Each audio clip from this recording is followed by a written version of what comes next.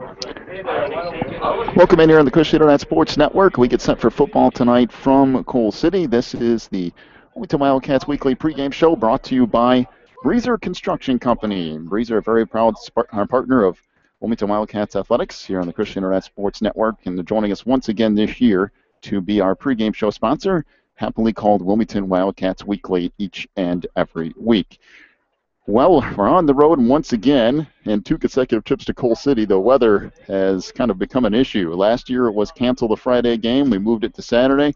This year it's cancel the JV game, and the varsity game is going to start here in just about 20 minutes or so. So we actually had a little bit of a change in the schedule. Hopefully people have seen the Facebook messages and other things that we tried to get out there to let you know exactly what's going on here tonight. The Coolers are out on the field. Wildcats about ready to take the field. They canceled the JV game as a result of some weather earlier tonight. We had a big thunderstorm roll through, and they decided instead of trying to play the JV game and deal with all that, they just went ahead and canceled the JV game. I think they moved it to Monday, the same time that they're going to have the freshman game. And they're just going to play the varsity game tonight at 7 o'clock. The good news to that is maybe we'll get out of here before midnight like we did last week. Boy, last week was something else, wasn't it? I think that was the longest game I've ever been a part of. As far as from start to finish, delays, whatever, when you're talking almost 4.5 hours, that's, about 4 hours. That's a long time for a high school game when you figure usually a high school game is under 2 hours. Yeah, we were there, and I thought we were going to have to bring our breakfast with us the way it was going. It just kept getting later in the night. By the time I got home, I was still wound up and all. I went and sat down and read a book for a while to try to get sleepy.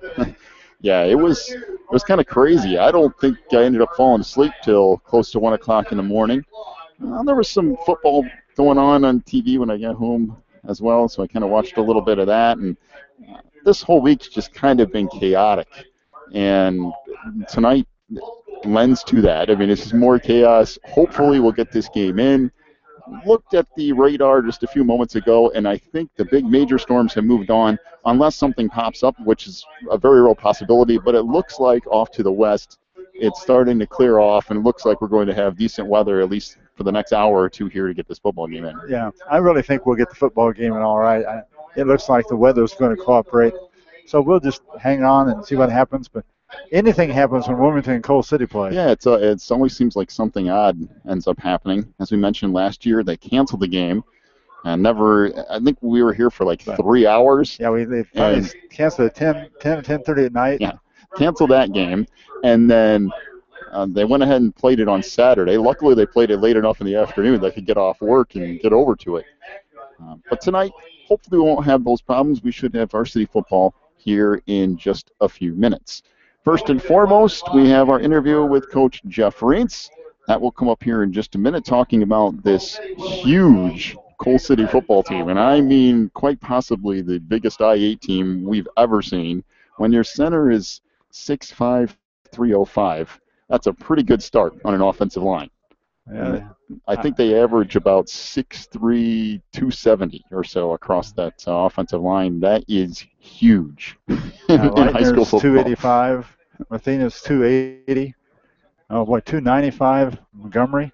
That's a big bunch of boys. So you're going to see a lot of running the ball tonight. You'll see power I from Coal City. They'll mix it up, though. They'll go shotgun, and they'll try to get a few passes in here and there. But for the most part tonight, you're going to see a lot of run on both sides.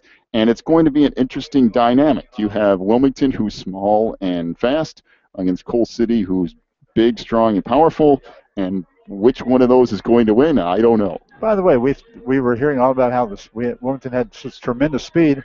And last week on 2 long-distance plays, their guys got left in the dust. Yes. You found out why. I did find out why.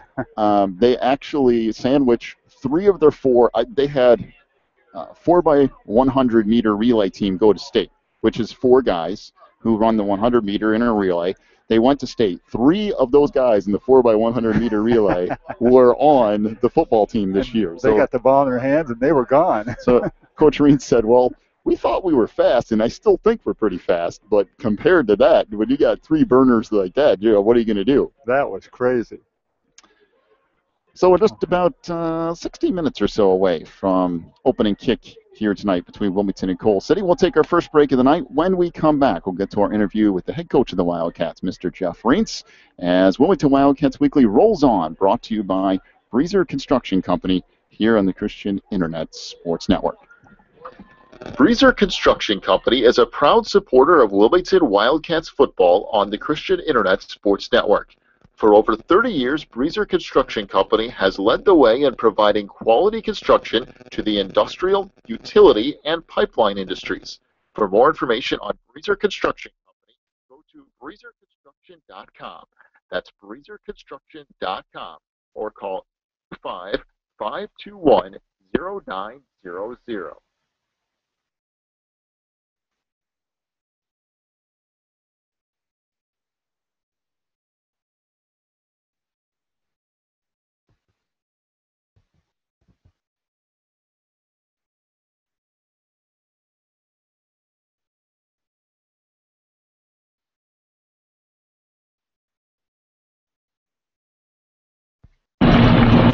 Back here, Wilmington Wildcats Weekly, as we get set for week number 2 on the road at Coal City, joined now by Coach Jeff Reintz. And Coach, first of all, congratulations on the win last week against Sandwich. I know kind of an up and down thing, but it seemed like as the game went on, you guys got better and better.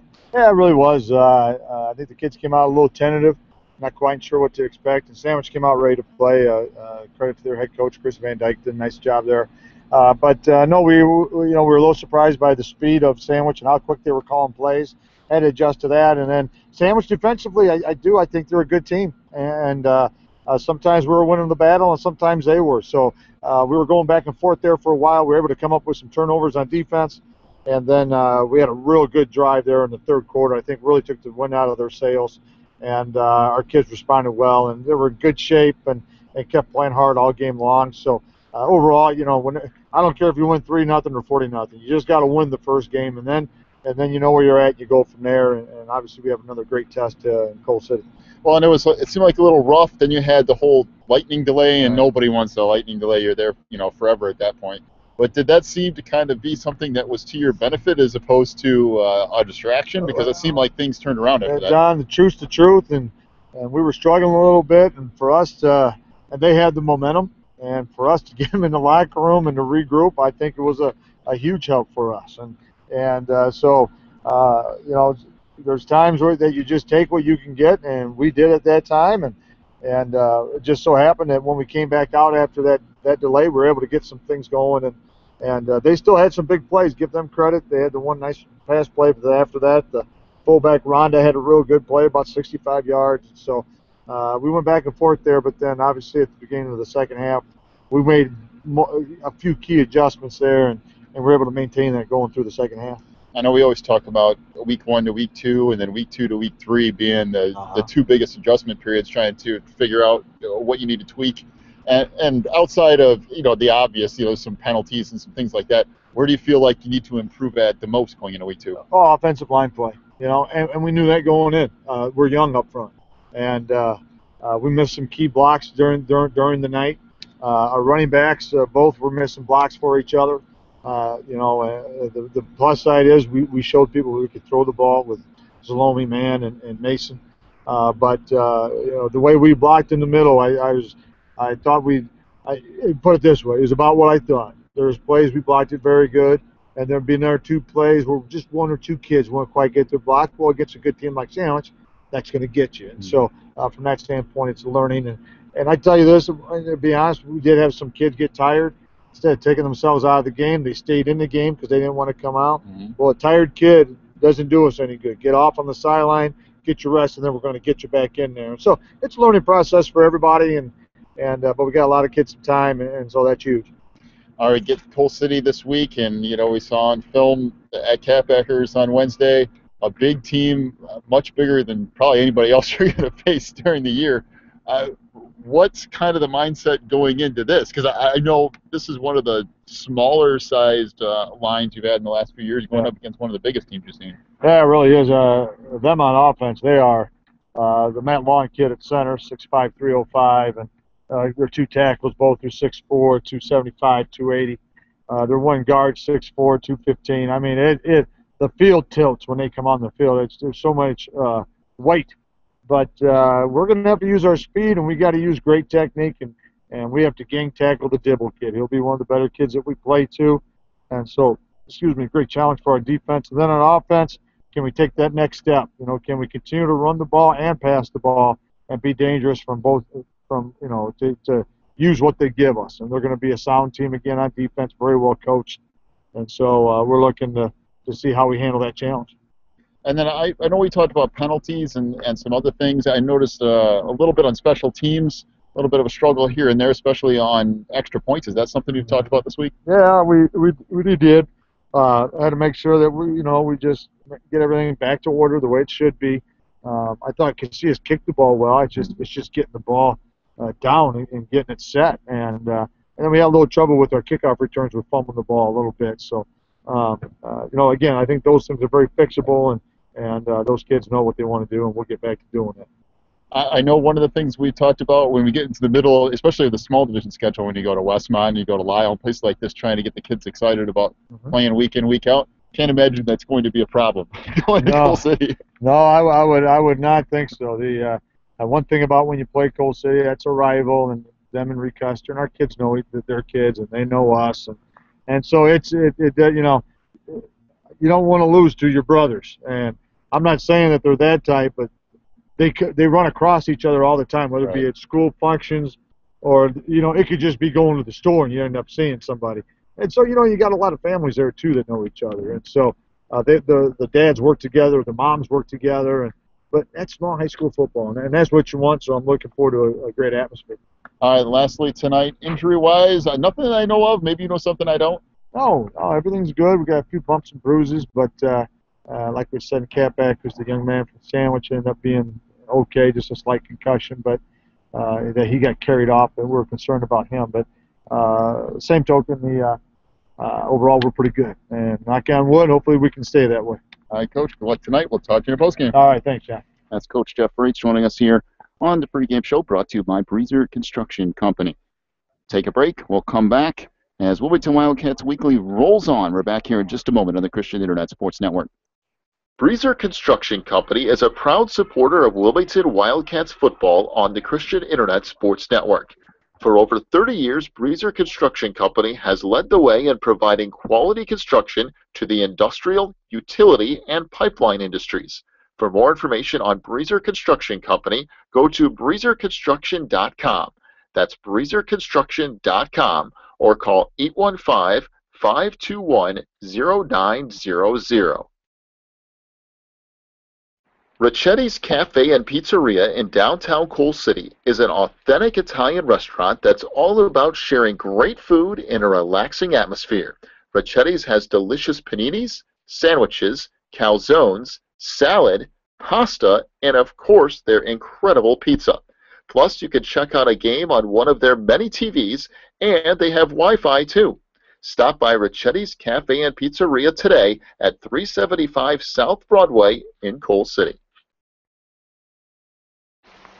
ACN representative Pete Treby has a very simple way for you to save money on your monthly bills. All you have to do is go to Pete's website and fill out the free analysis form.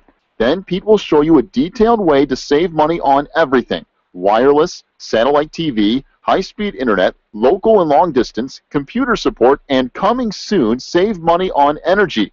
Go to the sponsors page on this website, click on ACN representative Pete Treby's link, fill out the free analysis form, and start saving money today. Quigley Technology Services is your local source for computer help. They have built numerous websites, including ours, here at the Christian Internet Sports Network. Quigley Technology Services also specializes in virus removal, so your computer will get back to full speed now.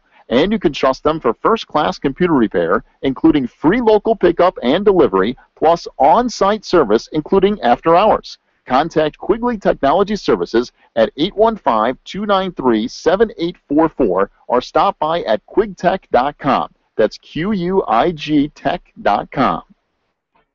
Back here in Coal City on the Christian Internet Sports Network, as Wilmington Wildcats Weekly rolls on, brought to you by Breezer Construction Company. Just a few minutes away from opening kickoff tonight.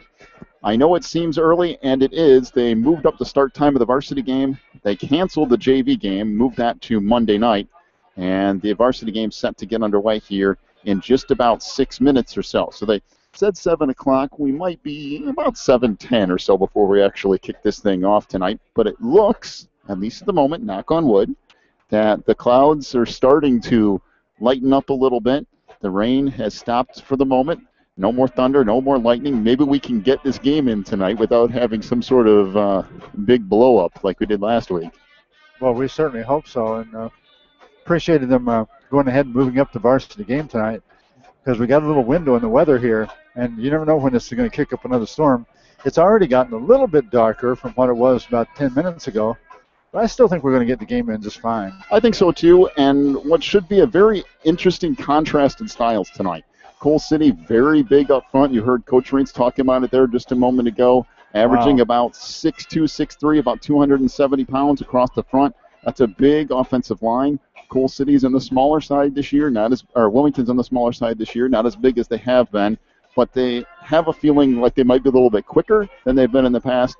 So it's going to be really interesting to see how a smaller, quicker team goes up against a much bigger, stronger opponent. So I don't know. Based on how Coal City did last week against Reed Custer, it was slow going for the Coalers, and they ended up winning 27-13.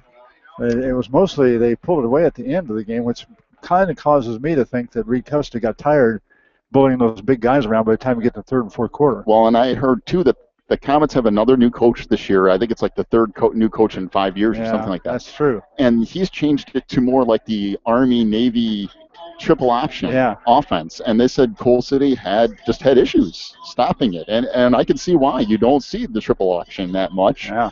And trying to prepare for that is very difficult. It's the same reason Navy gave, I can't remember who they played opening weekend, gave them Fitz. They're a nationally ranked opponent. For some reason, it just slips my mind. But it gave them Fitz opening weekend was because Navy's offense is different. I mean, when you got to play somebody like that, it just changes things up. And usually, in the end, the more talented team, which they always are when they play the service academies, usually ends up winning. But every now and then, one of those teams can pull off a big upset. Not to say Navy can't beat a lot of teams. They can. I'm talking like top 10 type opponents. It's very difficult to do that for 4 quarters and not make a mistake, not fumble. You know, I think was it Notre Dame? I think it was Notre Dame. That's what I was going to say. I think it is. I think it was Notre Dame. And when you get to service academies like that, they don't give away scholarships like others. Right. I mean, you have to have more requirements. And something else that I never thought of until a few weeks ago was the Ken Natamatolola, I think is his name of the coach of Navy, said, look, we don't have the option of being big like other teams. These guys have to fit the mold of being in the Navy, being in the armed forces. They can't be big and bulky. They have to be able to move. They have to be able to go through these things. We can't afford guys to be, 6'2", 350 pounds. Right, because then they can't perform their duties. So it makes it much more difficult. You're just not big. So it's just that simple. The one thing you always know about Army and Navy is they will be in good condition. Yeah. They may not be as big, but you won't wear them out. All right, we're 2 or 3 minutes away from opening kick here tonight. We'll take a break. When we come back, we'll get to that opening kickoff. It's Coal City and Wilmington, both teams at 1-0. Coal City, a 27-13 win over Reed Custer last week. Wilmington, a 39-17 winner over Sandwich. We'll take a break, come back with your opening kick in a moment. This is Wilmington Wildcats Weekly, brought to you by Breezer Construction Company on the Christian Internet Sports Network. Teresa's Styling Salon in Wilmington is a casual, family-friendly salon that caters to people of all ages. Teresa's provides everything from haircuts to perms to manicures, and they can highlight or color your hair for that special look. Teresa's is located in the Southgate Plaza on Water Street in Wilmington. Call today for an appointment at 815-476-1955. That's 815-476-1955. Phelan Acres Bible Church is the perfect place if you are looking for a church to call home. They have services every week, including Sunday school at 9:45, morning worship at 11, and Wednesday night prayer meetings at 7. Phelan Acres Bible Church is located at 26009 Willow Lane in Wilmington, Illinois. And for more information, call 815-476-7818. That's 815-476-7818. If you're looking for more information on Wilmington Wildcats football, then check out the Catbackers every Wednesday at 7 at Tuffy's. Each week, Coach Reentz goes over game film, takes questions from the audience, and presents the Offensive and Defensive Player of the Week awards. Plus, you'll get to hang out with other Wildcat fans and get the inside scoop on next week's game. So be sure to check out the Catbackers every Wednesday at 7 at Tuffy's. If you need something done around your house, chances are Beth's Busy Bees can get it done. They specialize in residential and commercial cleaning, but they can also do lawn care, small home remodeling and repair jobs, and even things like caregiving. Beth's Busy Bees is a small family-owned business, and they will treat you right every time. Call 815-685-9111 for Beth's Busy Bees today. This is Wilmington Wildcats football here on the Christian Internet Sports Network. We get set for opening kickoff tonight from Coal City. And just a reminder, the Cats will be on the road next week as well, up at Lyle. So we'll make the trip to Benedictine University. You can hear that one right here on the Christian Internet Sports Network as well. Each and every game of the 2014 season, all the way through the playoffs, you can catch right here on CISN. And we are the only place to catch each and every Wilmington game. Stations come, stations go. We're the only ones there each and every week. So be sure to join us next week from up at Lyle as both teams set to take the field here. Wilmington at 1-0, coming off a home win over Sandwich to start the year. What was a slow first quarter. Things started picking up a little bit. Coal City struggled a little with Reed Custer, ended up pulling away in the end, winning by a couple of touchdowns. So we'll see what happens here tonight. Wilmington will tee it up at the 40. They'll be kicking off right to left here. So the Kohlers will be returning to get this game underway.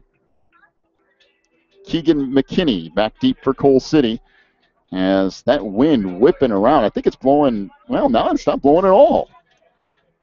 Pretty still. It was howling about 30 miles an hour straight across the field from west to east, but it's pretty much become dead still. So the Cats will tee it up at the 40. This is Jordan Saar, 5'5", 151-pound senior, to do the kicking duties here on the kickoff team for Wilmington tonight. They're in their white uniforms with purple numbers, letters, and trim. Coal City in those home green uniforms with gold and white numbers, letters, and trim. Kick taken at the 10 by McKinney, across the 15 to the 20, 25, and then gets upended at about the 28-yard line. Good tackle on the play by Tyler Breimer. And Coal City will have it 1st and 10. Chance to see this huge offensive line for Coal City. L.J. Leitner at 6'5", 285 pounds. The center for Coal City is Matt Long, 6'5", 305 pounds. Let's just say they're big, okay? Let's just go that route. A lot of times the Kohlers will line up in power I formation. It looks like they are going to start, well, now they're somewhat confused here. And the Kohlers looking over to the sideline, trying to decide exactly what they're going to do. And now we've got a timeout. Timeout, Coal City. They haven't even run a play.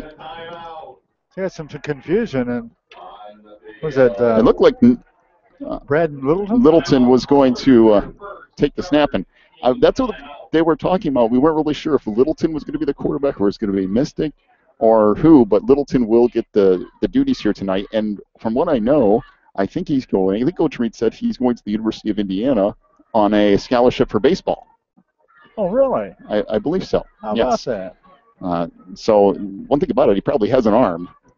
So we have 11:53 to go opening quarter. There's no score between Wilmington and Coal City. The Kohlers burn their first time out of the half before they've even run a play. Not the way the coach wanted to start that, I'm sure, but well, what's better weird, be safe than sorry. What's weird is you usually know what the first like play your is. First 3 or 4 plays, at least you usually know what you're going to run.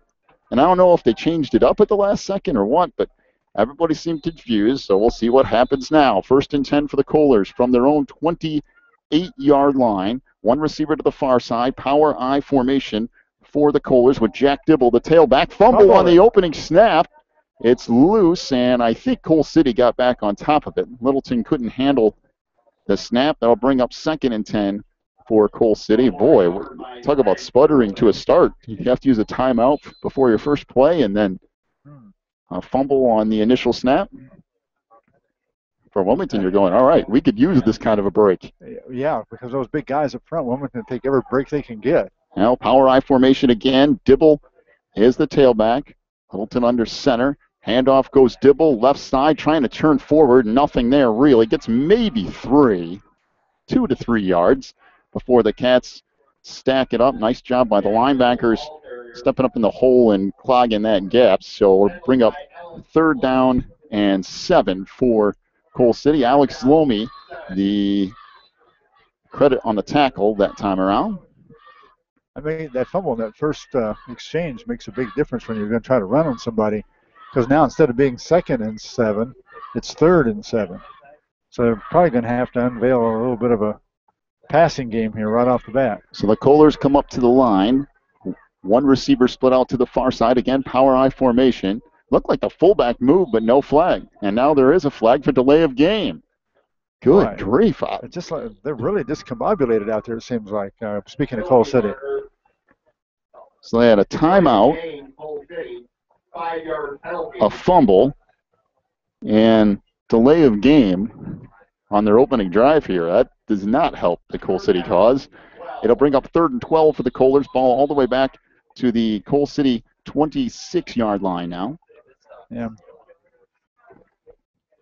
So Littleton under center, one receiver to the far side, power I formation again. Handoff goes to the up back, and that goes nowhere. Maybe 3 yards. Nice job by the Wilmington defense staying home as it's Brad Chernovic on the carry. Actually ended up getting close to 5 yards, and it'll bring up 4th and 8. So a gain of 5 for Chernovic. 4th and 8 for the Kohlers here as they're forced to punt. And I believe, is that Jordan Saar back deep once again? And I think Littleton will punt. You always have to be careful of this. Nobody's guarding the guy on the outside for Coal City. He's standing wide open, and they punt it anyway. I mean, there was nobody within 30 yards of the guy on the far sideline as the punt is caught at the 45-yard line. And Saar tackled there, but I'm going to tell you something. There was nobody covering the gunner on the far side for Coal City. There was nobody within 30 yards of him. All they do is pass the ball. All the quarterback had to, or all the punter had to do is say, "Hey, I'm throwing the ball to you. Run." I mean, that was an easy first down. In any case, the punt will give it back to Wilmington. 1st and 10 for the Cats. Mason Southall will lead the Wilmington attack once again tonight. 9:39 to go opening quarter, and no score in this one. So double wing for the Cats. That's McWilliams and Hawkins as the wing backs. Under center, Southall. 1st and 10 from the 45. Handoff Hawkins. Right side, he slips and falls to the ground right at the original line of scrimmage. It will bring up 2nd and 10, and that's going to be a problem tonight. It rained for a long time, and it rained hard, and that field is going to be slick. Yeah, Hawkins was going parallel to the line and then picking his hole and making that sharp cut to the left, taking that hole. When he did that, his feet were out from underneath him. Parker Chaya on the tackle for Coal City. Brings it up 2nd and 10 for Wilmington. Down to 9:10 to go opening quarter. Double wing again. Hawkins and McWilliams are the wing backs. Southall under center on 2nd and 10 from the 45. Handoff Hawkins. There's nothing there. Gets stacked up, and I mean nothing. No gain.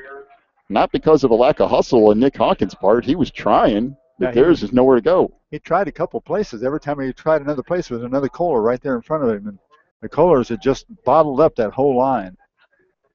I think they're going to have a hard time running up the middle on them. I think you're right. So it'll bring up 3rd and 10. Corey Jerzak on the tackle for Coal City. Well, they do rotate a little bit. The big 6'5", 305 kid stays in there, but they do have 3 other different linemen who come in for defense to give them a little more speed. So 2 receivers to the near side on the shotgun. Southall, handoff Hawkins, nothing. I mean, maybe a yard, but that's it. It'll bring up 4th down and 9. I'm going to give him maybe 2. We'll see how it goes. Could be generous. Well, I guess it's 2. 4th and 8 coming up for the Cats. Well, they ran 3 plays, got 2 yards, so averaging less than a yard a run. Well, and Barry Southall, much like last week, is doing this to set up something in a little bit. Oh, yeah. Run the same plays over and over and over, and then get them over pursuing. And go down the field. So Keegan McKinney back deep for the Kohlers. Punt here by Kirchner is a line drive. McKinney takes it at the 20.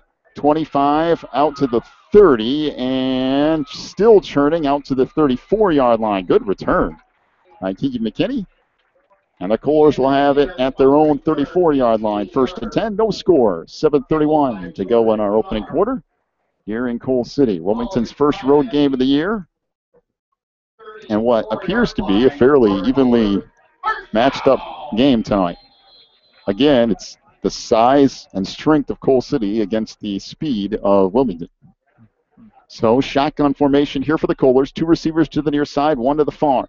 Littleton hands it off up the middle. Dibble gets stacked up. Decent gain on 1st down, though. 3, maybe 4 yards. Managed to lean forward out of that. Picks up almost close to 4 yards. Let's say, what do you say, 3 yards? Close to 4. 2nd down and 6, what we're going to call it. Kind of hard to tell, really. It's kind of in between 6 and 7. Yeah, I was just going to say, it's like 3.5 yards is what it is. But all right, 1 receiver to either side. Back under center now comes Littleton. Offset I formation for the Kohlers. 2nd and a long 6. Handoff up the middle. Nothing there. Actually, a good job by Dibble to cut it back up the middle. What looked like was a big hole. And that just disappeared in a hurry as Mason DelAngel stepped up and dropped him after a gain of a couple. They'll bring up 3rd and 4 for Coal City from their own 40. Yeah, his initial hole was blocked up. He saw a little bit of a hole to the right. Stepped up over, thought he was going to get a little bit of a gainer there. Yeah, it looked like there was a lot of room, and then it just closed in a hurry. Yeah, the linebacker for the Wildcats came flying up there. Shotgun formation, pitch comes near side. Dibble trying to churn it ahead. He's close to the 1st down. This is going to depend on the spot. I think he's got it, though.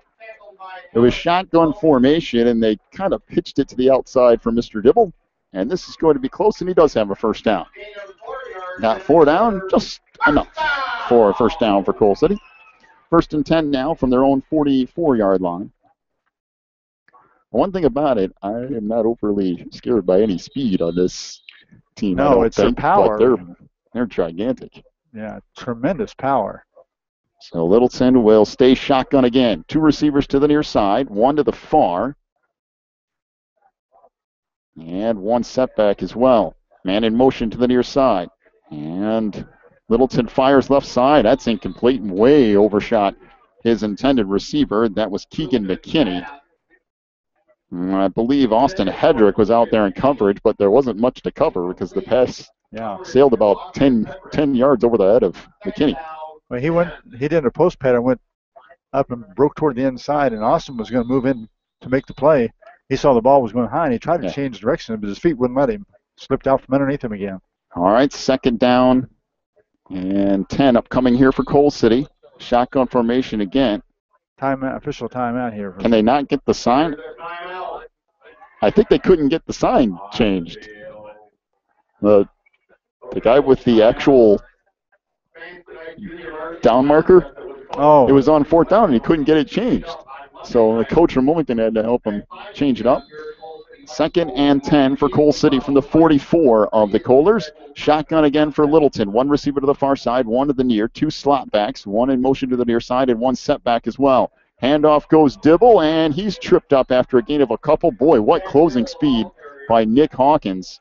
You could tell the speed from Wilmington bailed him out there because Dibble had, I don't know, an acre of open land to the like far side of the field. Have a long gainer that time. But Hawkins chased him down, and it will bring up 3rd down and 8 for Coal City after a gain of 2 for Jack Dibble.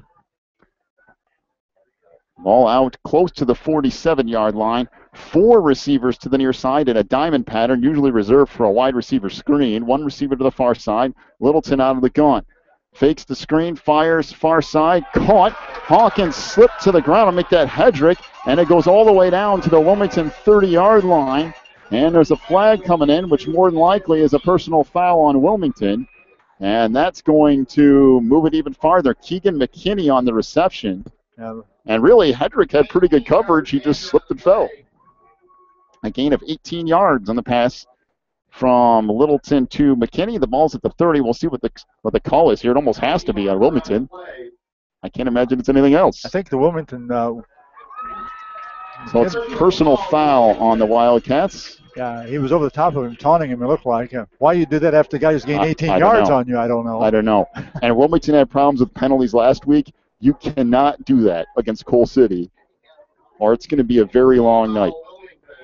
Well, that brings 1st and 10 for Coal City from the 15 of the Wildcats. If the Wildcats can use their philosophy of hurrying the quarterback, they're going to have to get quicker than that. Power I formation. Dibble off the right side, not much there. Gain of 2, maybe 3. Good pursuit by the Wilmington defense. Mason Southall and Mason Del Angel both combine on the stop. A gain of close to 3. It'll bring up 2nd and 7. From Wilmington, I'm not overly worried about the passing game, but you definitely need to stay on your feet. Yeah, that's the trouble. So far tonight, they've had 3 slip plays already. Power I formation again. 1 receiver to the far side. Dibble the tailback. Handoff goes to the second back around. Inside the 10, down to the 5, and is it into the end zone? It is. Touchdown for Parker Chaya. The 6-foot, 195-pound senior scores on a 12-yard touchdown run. Coal City takes a 6-0 lead with 4:15 to go in the opening quarter. Well, you gave up the big pass play. You got a personal foul tacked onto it. And that's what happens. Parker Chaya with the touchdown run. And now the Kohlers will get set to attempt the extra point here. Snap is a little high. Good hold, though. And the kick is good. Trying to see who the kicker actually is. I think it's Joe Quinn. Bangs it through. It's 7-0 Coal City. 4:15 to go in the opening quarter. We'll see if the Wilmington offense can do, well, anything. After this, you're listening to Wilmington Wildcats football on the Christian Internet Sports Network. Warren's Collision Center is your hometown body shop specializing in top-of-the-line customer service. Warren's accepts all insurance companies, and they offer free estimates, certified technicians, and a lifetime written warranty. Plus, Warren's will set you up with a rental car while your vehicle is in the shop. So the next time you need work done on your vehicle, call my good friend Warren at 815-458-3300 or stop by Warren's Collision Center at 242 North Front Street in Braidwood. You can also check them out online at warrenscollision.com. Warren's Collision Center, where they care beyond the repair.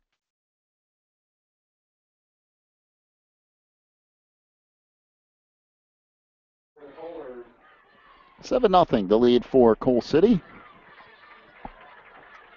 Here with 4:15 to go opening quarter.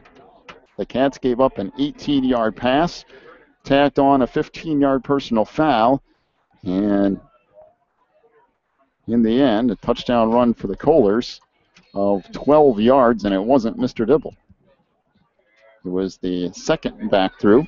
Shorter kick here, bounces at the 20, picked up by Hedrick at the 17, across the 20, across the 30, Hedrick to the 40, out across the 45, high steps over a defender, and gets tripped up at the 46 of Wilmington. Good return from Austin. Yeah, he took that to the right side, found a hole, scooted through it real fast. Defender came to cut his feet out from underneath him. He just kind of went like he was going over a hurdle and right over the top of him, got himself a few more yards. Wilmington got good field position, 46-yard line. 7-0 the lead for the Kohlers. Wilmington has it 1st and 10 from their own 46. If you're just joining us tonight, JV game was canceled earlier because of the thunderstorms. They went ahead and just scheduled the varsity game at 7. That's why everything's gotten underway much earlier than normal. So if you're just now tuning in thinking it's starting. Right. Well, usually people start turning in like 7:45 because you're used to having the JV game run so late. 2 receivers to the near side. Mason Southall out of the shotgun formation. 1 wingback and 1 setback. Southall swings it near side, caught by Zlomi, but there's nothing there. That play took way too long to happen. I mean, that took way too long. 2nd and 10 upcoming. Yeah, he held the ball for a while, and then he threw it 3/4 way across the entire field.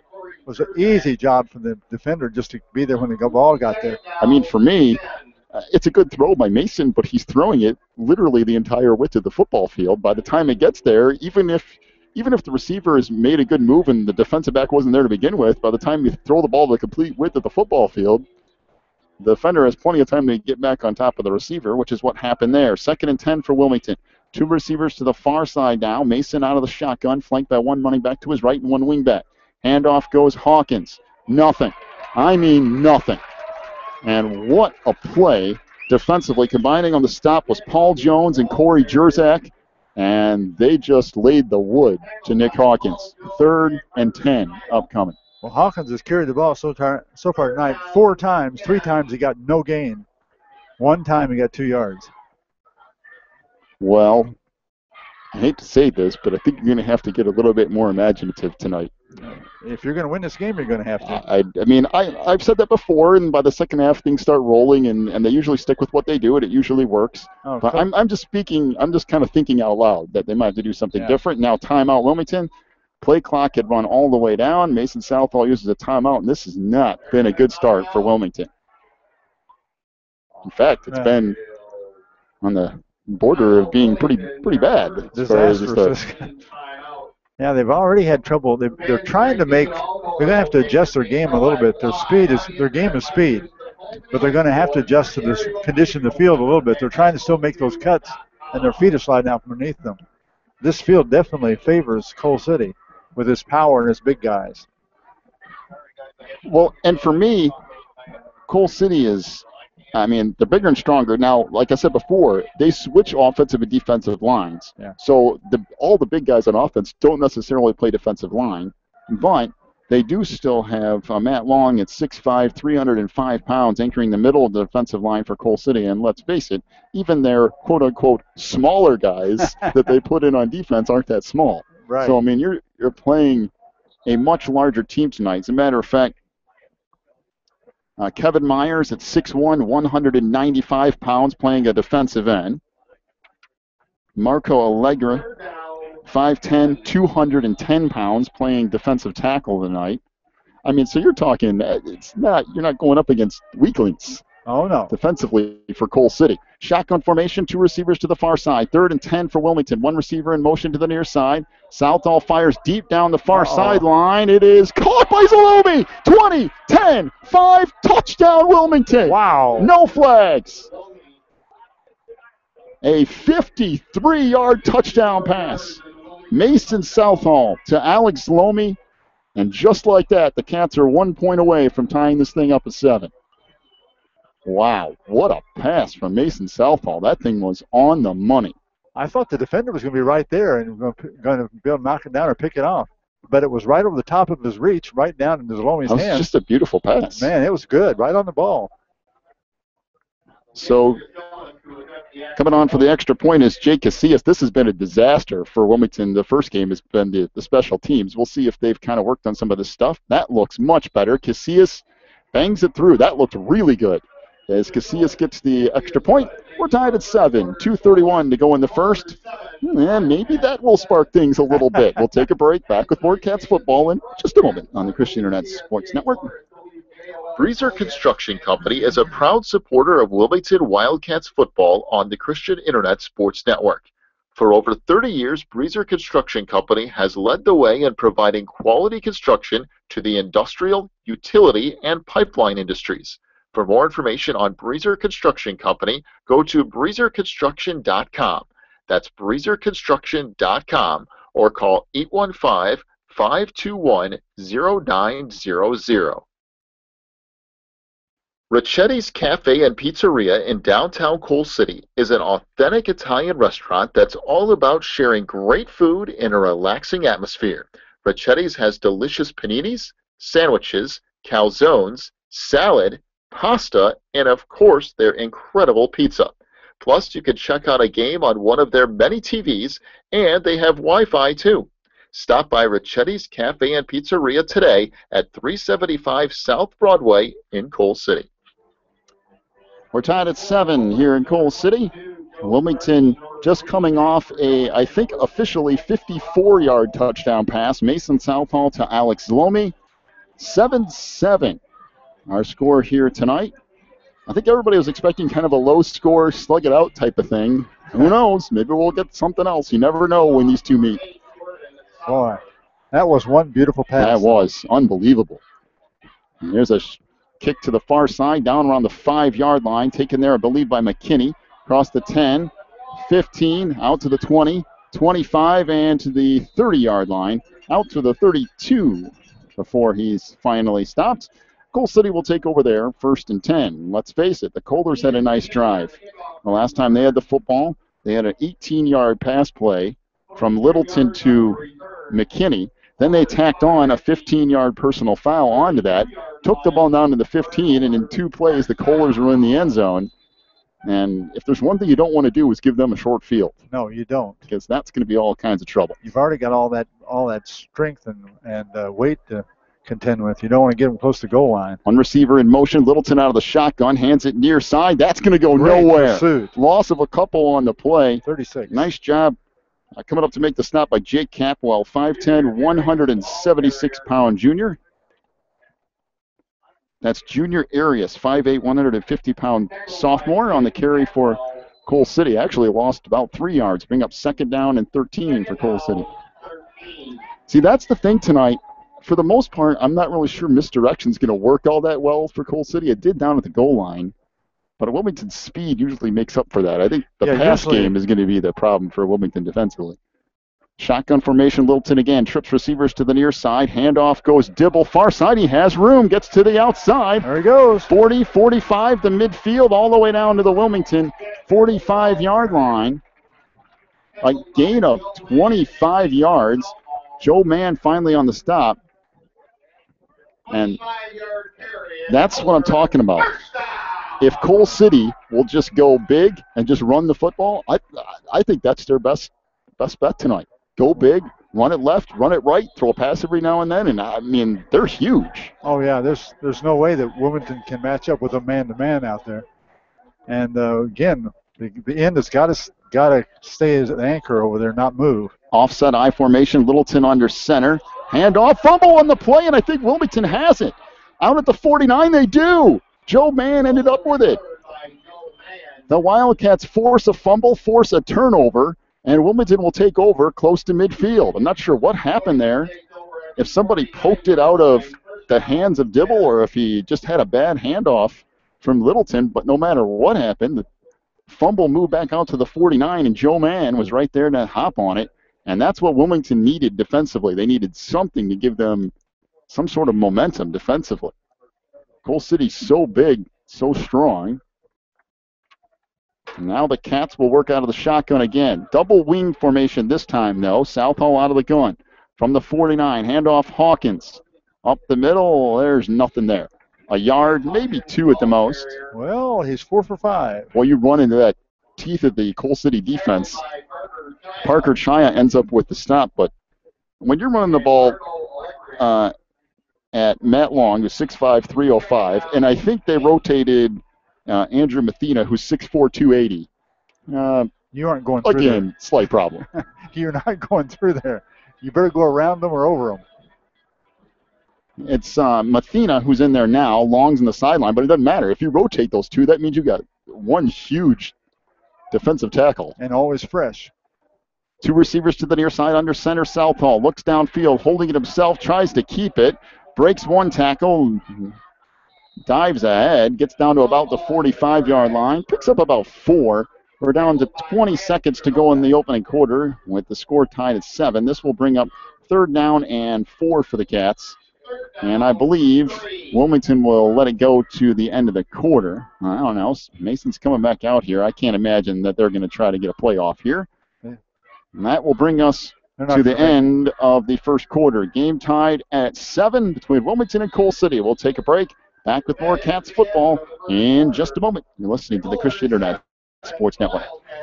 ACN representative Pete Treby has a very simple way for you to save money on your monthly bills. All you have to do is go to Pete's website and fill out the free analysis form. Then Pete will show you a detailed way to save money on everything: wireless, satellite TV, high-speed internet, local and long distance, computer support, and coming soon, save money on energy. Go to the sponsors page on this website, click on ACN Representative Pete Treby's link, fill out the free analysis form, and start saving money today. Quigley Technology Services is your local source for computer help. They have built numerous websites, including ours, here at the Christian Internet Sports Network.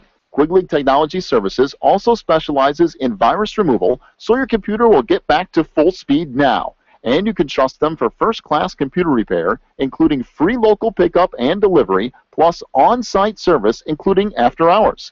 Contact Quigley Technology Services at 815-293-7844 or stop by at quigtech.com. That's QUIG tech.com. Game time at 7 as we get set to move to quarter number 2 here from Coal City. The Kohlers struck first. They had an 18-yard pass play from Littleton to McKinney. Wilmington ended up getting a personal foul at the end of that play, which effectively made a 33-yard play down to the 15 of Wilmington. 2 plays later, Coal City in the end zone. Then Wilmington has a 54-yard strike from South Hall to Zlomi to get on the board. Now the Cats 3rd and 4 from the Coal City 45 to start the second quarter. South Hall out of the shotgun, fires deep down the far sideline. Is it intercepted? It's out of bounds. They ruled this out of bounds, but nice coverage for Coal City by Corey Jerzak, who went up and I think caught the ball, but ended up landing out of bounds. Yeah, the pass receiver that time ended up playing defense, tried to keep the ball out of the defender's hands and prevent an interception. He did a good job of it. Well, and if I'm Wilmington, I keep going back to that. Now, Mason's got to get rid of the ball a little bit sooner. Yeah, right. He does. Because Zlomi had to come back for that one. But I keep going back to that. Al's a big kid. Put him out there. Let him go up and try to get the football. Why not? Keegan McKinney back deep for Coal City, back at his own 10-yard line. And once again, Derek Kirchner to punt for Wilmington. Good snap. The kick from Kirchner is a line drive to the far side of the field, hits at the 15, rolls down to the 10, and it's touched there. Good kick from Kirchner as he pins Coal City back deep. 11:44 to go in our opening half. We're tied at 7 between Coal City and Wilmington. Well, let's face it, Coal City hasn't had much problem moving the football tonight. Now they turned it over on a fumble, and then they also shot themselves in the foot in the first series of the game. But other than that, they've been moving the ball. That hasn't been a problem. No, I was just saying Wilmington has 6 yards and 6 carries. That's not true for them. They had 25 yards and 1 carry. So, no, they've been able to move the ball very well. Shotgun formation for Coal City. 1 receiver to the far side, 1 to the near. Handoff comes near side, and that goes nowhere. In fact, a big loss in the play. Dibble got shoved backwards. The ball comes out very late. Yeah, that was blown dead already. A loss of about 5 for Jack Dibble brings up 2nd down and 15 for Coal City. I don't know who made the stop for Wilmington because there were so many people in on that play. Let's just say the defensive line blew that up. Yeah, they got through so quickly. Dibble didn't have a chance. Once he got the ball, he had people hanging on him. 2nd down, 15 for Coal City. Ball back at their own 5-yard line. 1 receiver to either side. Littleton under center. Offset I formation for the Kohlers. Handoff goes right side. And Dibble trying to turn ahead, but maybe 2 yards there. That's it. Boy, that Wilmington defensive line just being stout up the middle. Nick Hawkins makes the stop for Wilmington. 3rd and 13 upcoming. Yeah, I still think I like what Coal City was doing earlier. Run it up the middle, then run it around each end every now and then. Take a shot downfield, mix it up. You know, get some of those big guys out on the edge throwing blocks.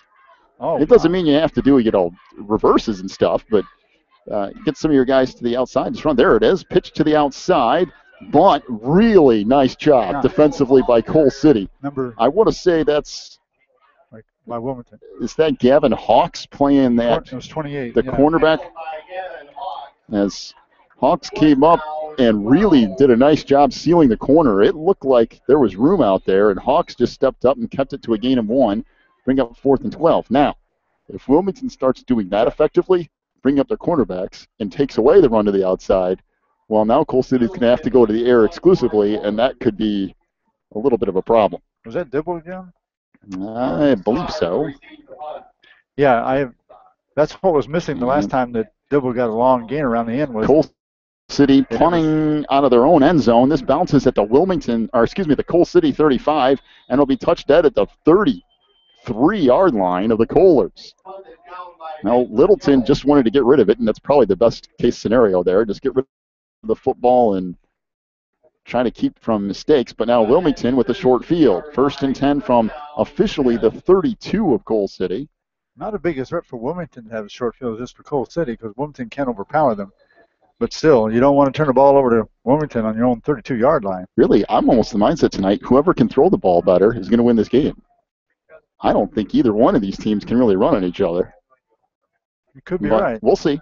Double wing for the Cats, 1st and 10 from the 32 of Coal City. Pitch back, Hawkins trying to step his way through the line. Gets about 3 before he's stacked up. That's actually a pretty nice job of finding a hole and stepping his way through it. Yeah, he was kind of feeling his way on through there, and nice job running that time. Got about 3 yards. It'll bring up 2nd and 7 he got for more, Wilmington. He got more than that run than he did in the last 5 runs together. He got 3 that time. He had a total of 2 in 5 runs previous to that, so it's been pretty stiff out there. Coming up on 9 minutes to go in the half. We're tied at 7. Wilmington 2nd and 7 from the Coal City 29, almost the 28. Southall out of the shotgun again, double wing for the Cats. McWilliams is one wing back. Hawkins, the setback. Handoff goes Hawkins right side, makes a move, bangs his way down to the 27. And the problem is he ran into number 31. That's Parker Child, the 6', 195-pound linebacker, and that's a tall order. So I'll bring up 3rd and a long 5, so a gain of 2 for Hawkins. Yeah, they got some guys out there. Those guys, you run into that kind of a linebacker, you're not going anywhere. I'm kind of interested to see when they're going to give the ball to McWilliams. They haven't done it right. And I keep expecting them to, and they haven't. He's not hurt anything, is he? I don't think so. 2 receivers to the far side. Shotgun formation for Southall, joined by Hawkins in the backfield. 1 receiver in motion, back to the near side. Southall drops back, looks downfield, nothing doing, tries to make it happen on his own, and wow, did he get leveled at the 24-yard line. Just got crushed by Paul Jones, 5'11", 190-pound linebacker, and I mean, you want to talk about a hit. Woo! That was a hit. That's a hard way to make 3 yards. He hit him right shoulder to shoulder and just stopped him dead in his tracks. Well, it'll bring up 4th and 2 for the Cats. Ball just inside the 25. I don't know. Go for it. Well, obviously you have to go for it, but you want to talk about the toughest team of the year to pick up 2 yards against. Yeah, this is. Look at this. 7 guys, 8 guys up on the line of scrimmage. Southall rolls out, looks downfield, going to try to keep it himself, fires a pass, caught down to the 12 to the 10. There is a flag down in the defensive backfield. That could be either way here, depending on who pushes off. I thought it was defensive holding. But who was that pass completed to? Oh boy, Zlomi. Well, I missed it, but Southall I thought could run for it. Pulled up at the last second and flicked the pass downfield. This would be a gain of about 10 or 11. It must be on Coal City because they're talking to Wilmington. I thought it was a holding. Well, the Cats faked a handoff. Southall rolled to the near side. There was 1 receiver deep and 1 receiver short. The flag was on whatever happened to the deep receiver. It's holding on Coal City. They will decline it, and it'll be 1st down for the Cats. It's a gain of 14 on the pass play from Mason Southall. I do apologize. I'm going to put it for Zlomi. I'm not sure who did it. Yeah, I'm not sure either. I think it was Zlomi. I apologize for that. I was looking at that play, and then I saw a flag come flying in, and was trying to figure out what was going on there, too. I thought the man who's guarding the deep guy was holding him back from making his turn. All right, 1st and 10 for the Cats. From the Coal City 11-yard line, 6:54 to go in the half. We're tied at 7. Double wing for Wilmington. Southall under center. Handoff goes McWilliams inside the 10, down to the 5. And he's finally thrown backwards there. They're going to mark him well short of the 5, apparently. Not really sure how you do that, but Nick McWilliams on the carry picks up about 4, bring up 2nd and 6. Parker Chai on the stop for Coal City. Man, has that kid been all over the place. Yeah, he's going to have a big night tonight, it looks like. Well, Wilmington needs points here. They need a touchdown, and they need it in a bad way. Yeah. Whenever you get this deep in the field, you must convert and get points. Yeah, you don't want Coal City to get a little break here and get a little excitement out of stopping you. Shotgun formation for Southall and the Cat. Double wing formation again. Handoff goes Hawkins, trying to get right side, trying to get the corner, nothing. In fact, he lost a couple of yards, back out to the 9-yard line. Good pursuit from the Kohlers. It was Mike Charapa and Brad Chernovic combining on the stop for Coal City. It'll bring up, boy, there's a loss of about 3 on the play. It'll bring up 3rd and 8 for Wilmington. And I'm not real comfortable with the Cats kicking a field goal. So, I don't know. That's a real good opportunity for the Coal City defense, I'll tell you that much. And sure, yeah, this is game tied at 7, 5:23 and counting here in the half. One receiver to the far side, one to the near. Southall will come under center. Hawks is the fullback in this play. Southall sacked back at the 15. And I mean, that was a complete disaster for Wilmington. I tell you what, he come through that. I want to say that's DJ Buddy. Southall literally took the snap and got sacked. I think he took 1 step backwards and 3 guys were sacking him. He lost about 6 yards, 6, 7 yards out of that too. I mean, Coal City brought the firehouse blitz. I mean, where they just bring everybody. But, oh boy, I don't know about this. Wilmington's going to try a 32-yard field goal here. You want to talk about pressing your luck. Well, we'll see. Casillas, kick here. Is it long enough? It is. It's good, just barely. He needed 32 yards. I think it went 33. Jake Casillas with a 32-yard field goal. Now, there I go, questioning things, and they proved me wrong again. Wilmington leads at 10-7, 4:26 to go in the half. Take a break. Back with more Cats football in a moment. You're listening to the Christian Internet Sports Network. Teresa's Styling Salon in Wilmington is a casual, family-friendly salon that caters to people of all ages. Teresa's provides everything from haircuts to perms to manicures, and they can highlight or color your hair for that special look. Teresa's is located in the Southgate Plaza on Water Street in Wilmington. Call today for an appointment at 815-476-1955. That's 815-476-1955. Well, the Cats lead it 10-7 with 4:26 to go here in our first half. Jake Casillas a 32-yard field goal. And I mean, he needed 32. He got about 33. It was far enough to get the Cats 3 points. And that's a huge, huge momentum booster for Wilmington, because if Coal City stops the Cats for no points, Coal City immediately gets all that momentum. And Wilmington managed to save a little bit of it. They would like to have had a touchdown there. But we'll see what happens here on the kickoff for the Cats. Jordan Saar will get set to kick for Wilmington. Right now, you take what you can get. Yep. Any points you can get on that board, you take it. Saar approaches, line drive kick, bounces at the 18, down to the 15, taken there. Out to the 20. Coming near side is Jerzak, trying to get the corner out to the 30 and shoved out of bounds about the 35. Good run by Jerzak. He had to run a country mile to get 10, 15 yards, but yeah, it was a long run. Well, the Cats have done a nice job tonight of taking advantage of a few things.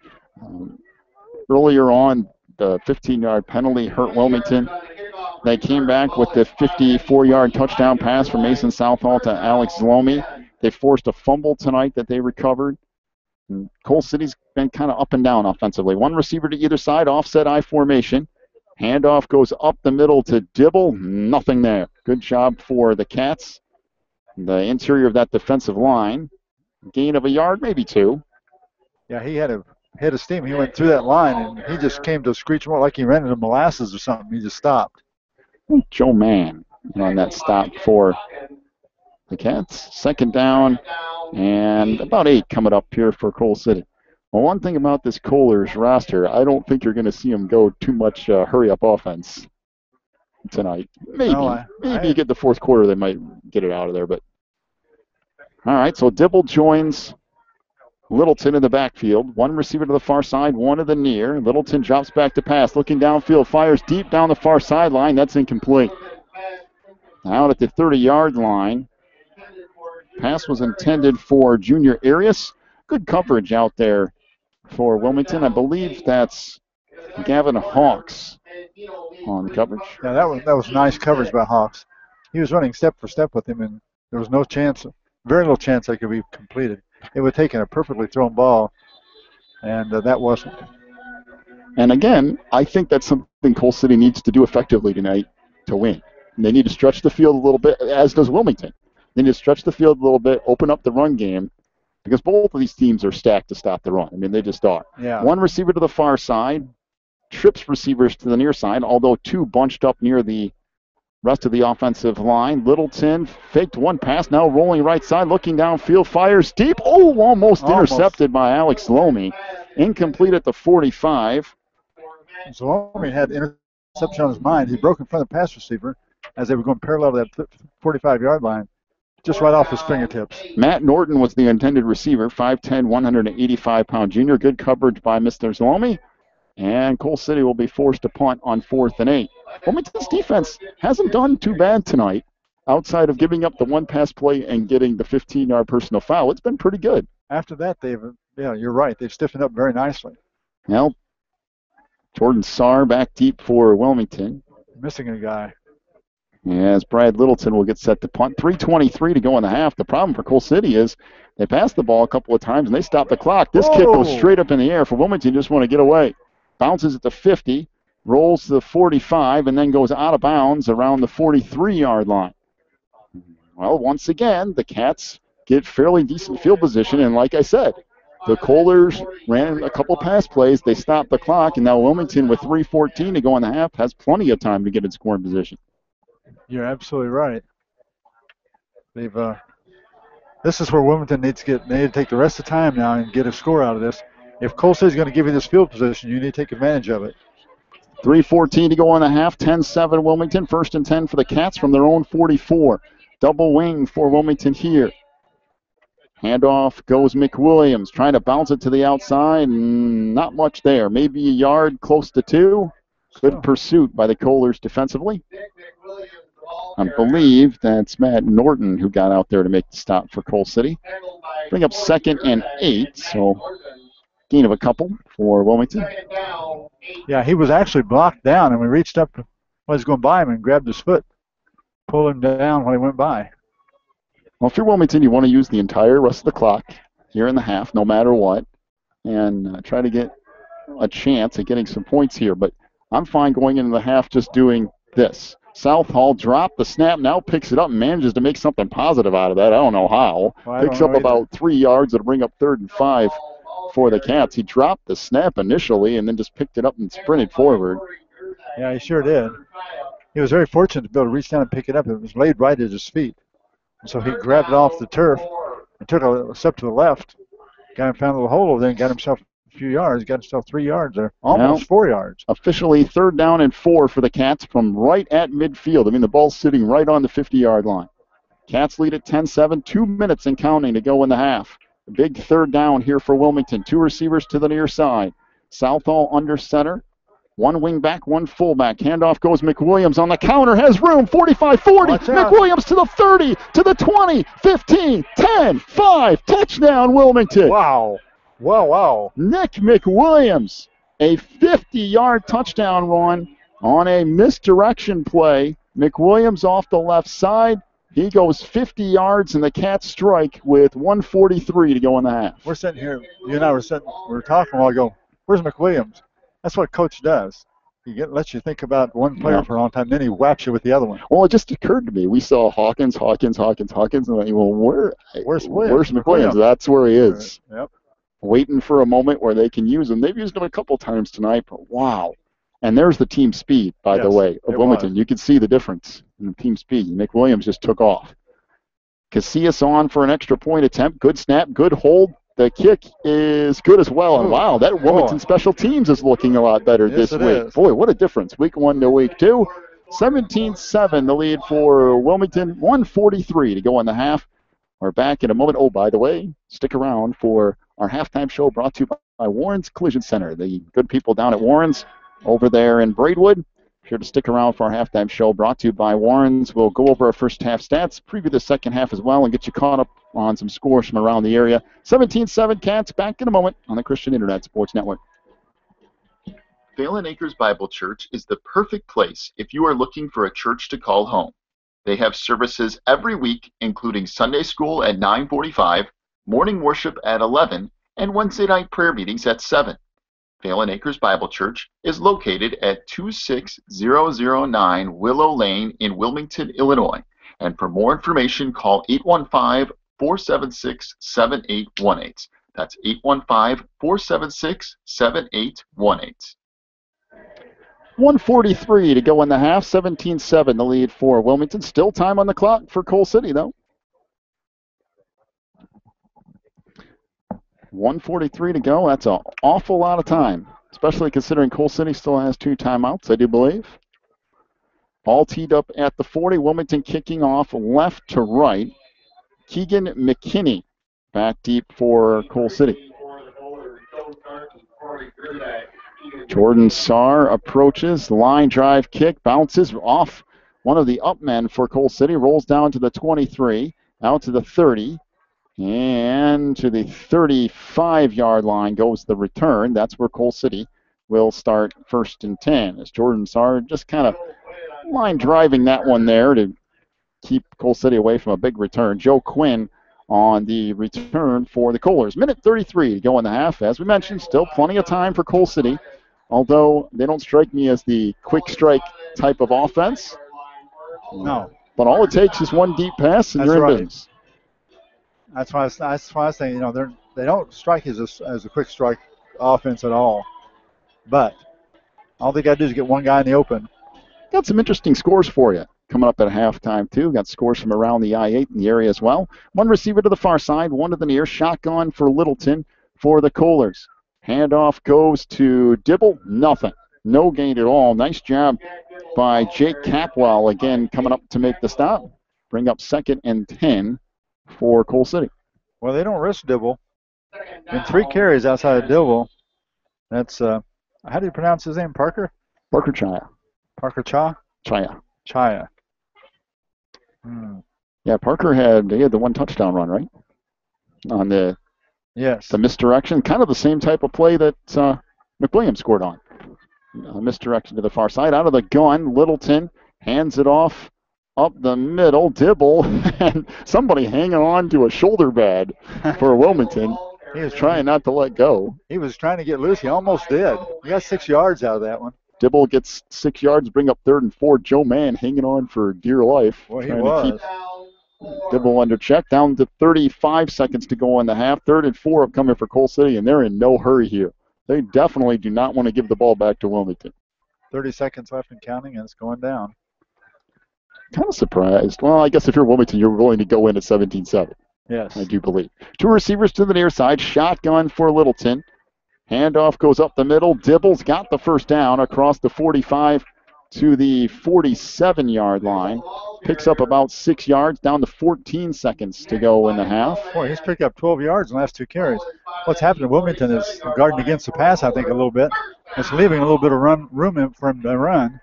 But all this is a slow death because they're running time off the clock. Why did the clock get stopped? Well, they have to wait for the chains to get set. Now down to 10 seconds we go. So time for one more play for the Coalers. Handoff comes near side. That's a gain of maybe 2. Good stop from the Cats. Penalty. They're Down going to to stop the clock again. 3 seconds to go in the half. Trying to see who it was. Is it Dibble again? I guess it was Dibble. I thought it was somebody different, but we'll see what this penalty is. It's almost got to be on the offense from where the flag was thrown. They hadn't even started the play yet. I would think so, unless it was offside. Yeah. So legal procedure on Coal City. So that'll back it up 5 yards and bring up 2nd down and 15 for Coal City. Now don't say this too loud. I think it's the first penalty, isn't it? For Coal City? No. We had the 15-yard personal foul that led to the Coalers' first score that Wilmington picked up. Well, that's going to do it for the half. Impressive second quarter, much like last week. Wilmington, in the first quarter. In the second quarter, started to get going a little bit. Wow. And the Cats lead it 7-7 over Coal City at the half. Welcome into the Warren's Collision Center halftime show. Big thank you to Warren's over there in Braidwood. Be sure to stop by if you need any work done on your vehicle, you've been involved in an accident. Warren's will take care of you, and they really mean it when they say they care beyond the repair. We'll be back with your first half stats and a bunch of scores from around the area as well. Cats lead at 17-7 on the road at Coal City. Back with the Warren's Collision Center halftime show in just a moment. Christian Internet Sports Network. If you're looking for more information on Wilmington Wildcats football, then check out the Catbackers every Wednesday at 7 at Tuffy's. Each week, Coach Reentz goes over game film, takes questions from the audience, and presents the Offensive and Defensive Player of the Week awards. Plus, you'll get to hang out with other Wildcat fans and get the inside scoop on next week's game. So be sure to check out the Catbackers every Wednesday at 7 at Tuffy's.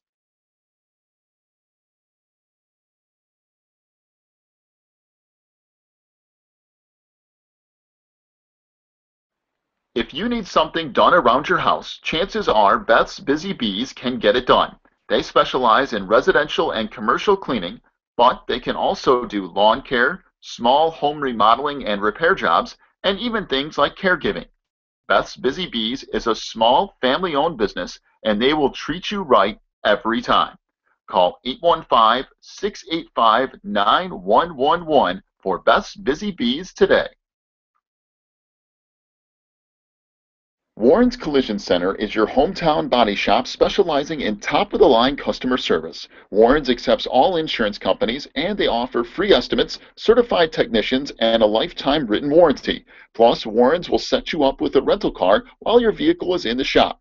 So the next time you need work done on your vehicle, call my good friend Warren at 815-458-3300 or stop by Warren's Collision Center at 242 North Front Street in Braidwood. You can also check them out online at warrenscollision.com. Warren's Collision Center, where they care beyond the repair. Breezer Construction Company is a proud supporter of Wilmington Wildcats football on the Christian Internet Sports Network. For over 30 years, Breezer Construction Company has led the way in providing quality construction to the industrial, utility, and pipeline industries. For more information on Breezer Construction Company, go to breezerconstruction.com. That's breezerconstruction.com or call 815-521-0900. This is the Christian Internet Sports Network. Welcome into the Warren's Collision Center halftime show here on the Christian Internet Sports Network. So far, so good for Wilmington. It started a little rough, much like last week in the first quarter. Second quarter, Wilmington kind of started to get it going a little bit, and the Cats have gotten a little bit of breathing room. 17-7 is the lead for Wilmington here at the half tonight, and what very well could be one of the biggest games of the year for Wilmington. Always is when they play Coal City, and it's a really good barometer. And the reason I like it in week 2 as opposed to week 1 last year is because week 1 last year, you don't know what you have. You're trying to figure out where people are. Both teams had a chance to play a game, make some adjustments, and come into this thing full bore. Right. And so I think you get a much better idea of not only where Wilmington is, but where Coal City is for the year here in week 2. Week 1 is kind of, well, we've covered the I-8 for, 9 years now. And the first game of the year every year, especially for Wilmington, we know, because that's who we watch every year. The first game of the year, you don't know what you got. No. Sometimes it's the whole game goes by. Sometimes it's the half that goes by before they start clicking. And this year, they've been ashamed of them to play the first game of the year, not being ready. But now, this is good. We got a bunch of scores to pass your way here in just a moment. But first things first, we'll give you the first half stats. I'm going to wait till they get done with their halftime dance routine here to make sure we're not overpowered by our sound system. So we'll just talk here for a minute, and then we'll get to our first half stats and then scores from around the area. It actually turned out to be a pretty nice night. Around 5:30, I thought, I don't know what we're going to do. We had like 40-mile-an-hour winds. There was lightning everywhere. It was raining cats and dogs. Yep. And then all of a sudden, about 6:30 or so, it stopped raining. It's got nice temperatures at about 70 degrees now, and it seems like a good night for football all of a sudden. They prophesied earlier in the weather reports that a certain time during the day it was going to turn cooler and all that, but it just took longer for the storms to move through, I guess, than what they thought. All right. So your first half scoring totals. First of all, for the Coal City Kohlers, rushing the football for the Kohlers, Brad Littleton, 1 rushing attempt for 0 yards. Parker Chaya ran the ball 3 times for 12 yards. He also had a touchdown run in that first half as well, the lone touchdown run for the Kohlers. Jack Dibble, 15 rushing attempts for 52 yards in the first half. And really, if you're Wilmington, you're kind of okay with that. Yeah, that's right. You had 25 in one run. You can let him run 30 times for 100 yards. I'll take it. You know, just keep him from breaking a big run, and you'll be okay. So rushing the football tonight for Coal City, 19 rushing attempts for 64 yards and a touchdown in the first half. Coal City through the air. Brad Littleton, 1 of 4 passing. His 1 completion to Keegan McKinney. Caught 1 pass for 18 yards. And that's all for Coal City. Now, when McKinney caught the 18-yard pass, they threw a flag for a 15-yard personal foul. That made it effectively a 33-yard gain that put the ball at 15. That set up Coal City. 2 plays later, Parker Chaya is in the end zone, and the Kohlers have 7 points. That's right. So just kind of weird. It snowballs quickly. That's how fast things can turn over. Yeah, and Coal City is a hard team to score against. It's a hard team to move against. Well, the Kohlers on the night, 64 yards rushing, 18 yards passing. That's 82 total yards so far tonight. They also had a fumble that resulted in a turnover and a fumble that they recovered themselves. So they have had 1 turnover tonight, a fumble that Wilmington recovered right at midfield. For the Cats tonight, rushing the football, Mason Southall, 4 rushing attempts for 3 yards, and he got banged around a couple of times. Nick Hawkins, 8 rushing attempts for 5 yards tonight. Boy, Coal City has been ready for that. Nick McWilliams has rushed the ball 3 times for 56 yards. However, 50 of them came on 1 touchdown run. He had a 50-yard touchdown run. The Cats, 15 rushing attempts for 64 yards on the ground. Through the air, Mason Southall is 3 of 4 for 67 yards. 1 pass. I'm not sure who caught the initial pass, but we had 1 pass for no yards, 2 receptions for Alex Lomi for a total of 67 yards. One of them, the 54-yard touchdown reception for Lomi to start scoring for Wilmington. So they have 1 touchdown on the ground, 1 touchdown through the air. The Cats, 131 total yards. And if you look at rushing, it's pretty similar. Coal City, 19 rushing attempts for 64 yards. Wilmington, 15 rushing attempts for 64 yards. The difference has been passing the football. The 1 big pass play from Mason Southall to Alex Lomi got the Cats started, and then Wilmington slowly started to get things going. We've seen the special teams improve dramatically tonight. They had all kinds of problems with extra points last week. Boy. That's improved dramatically.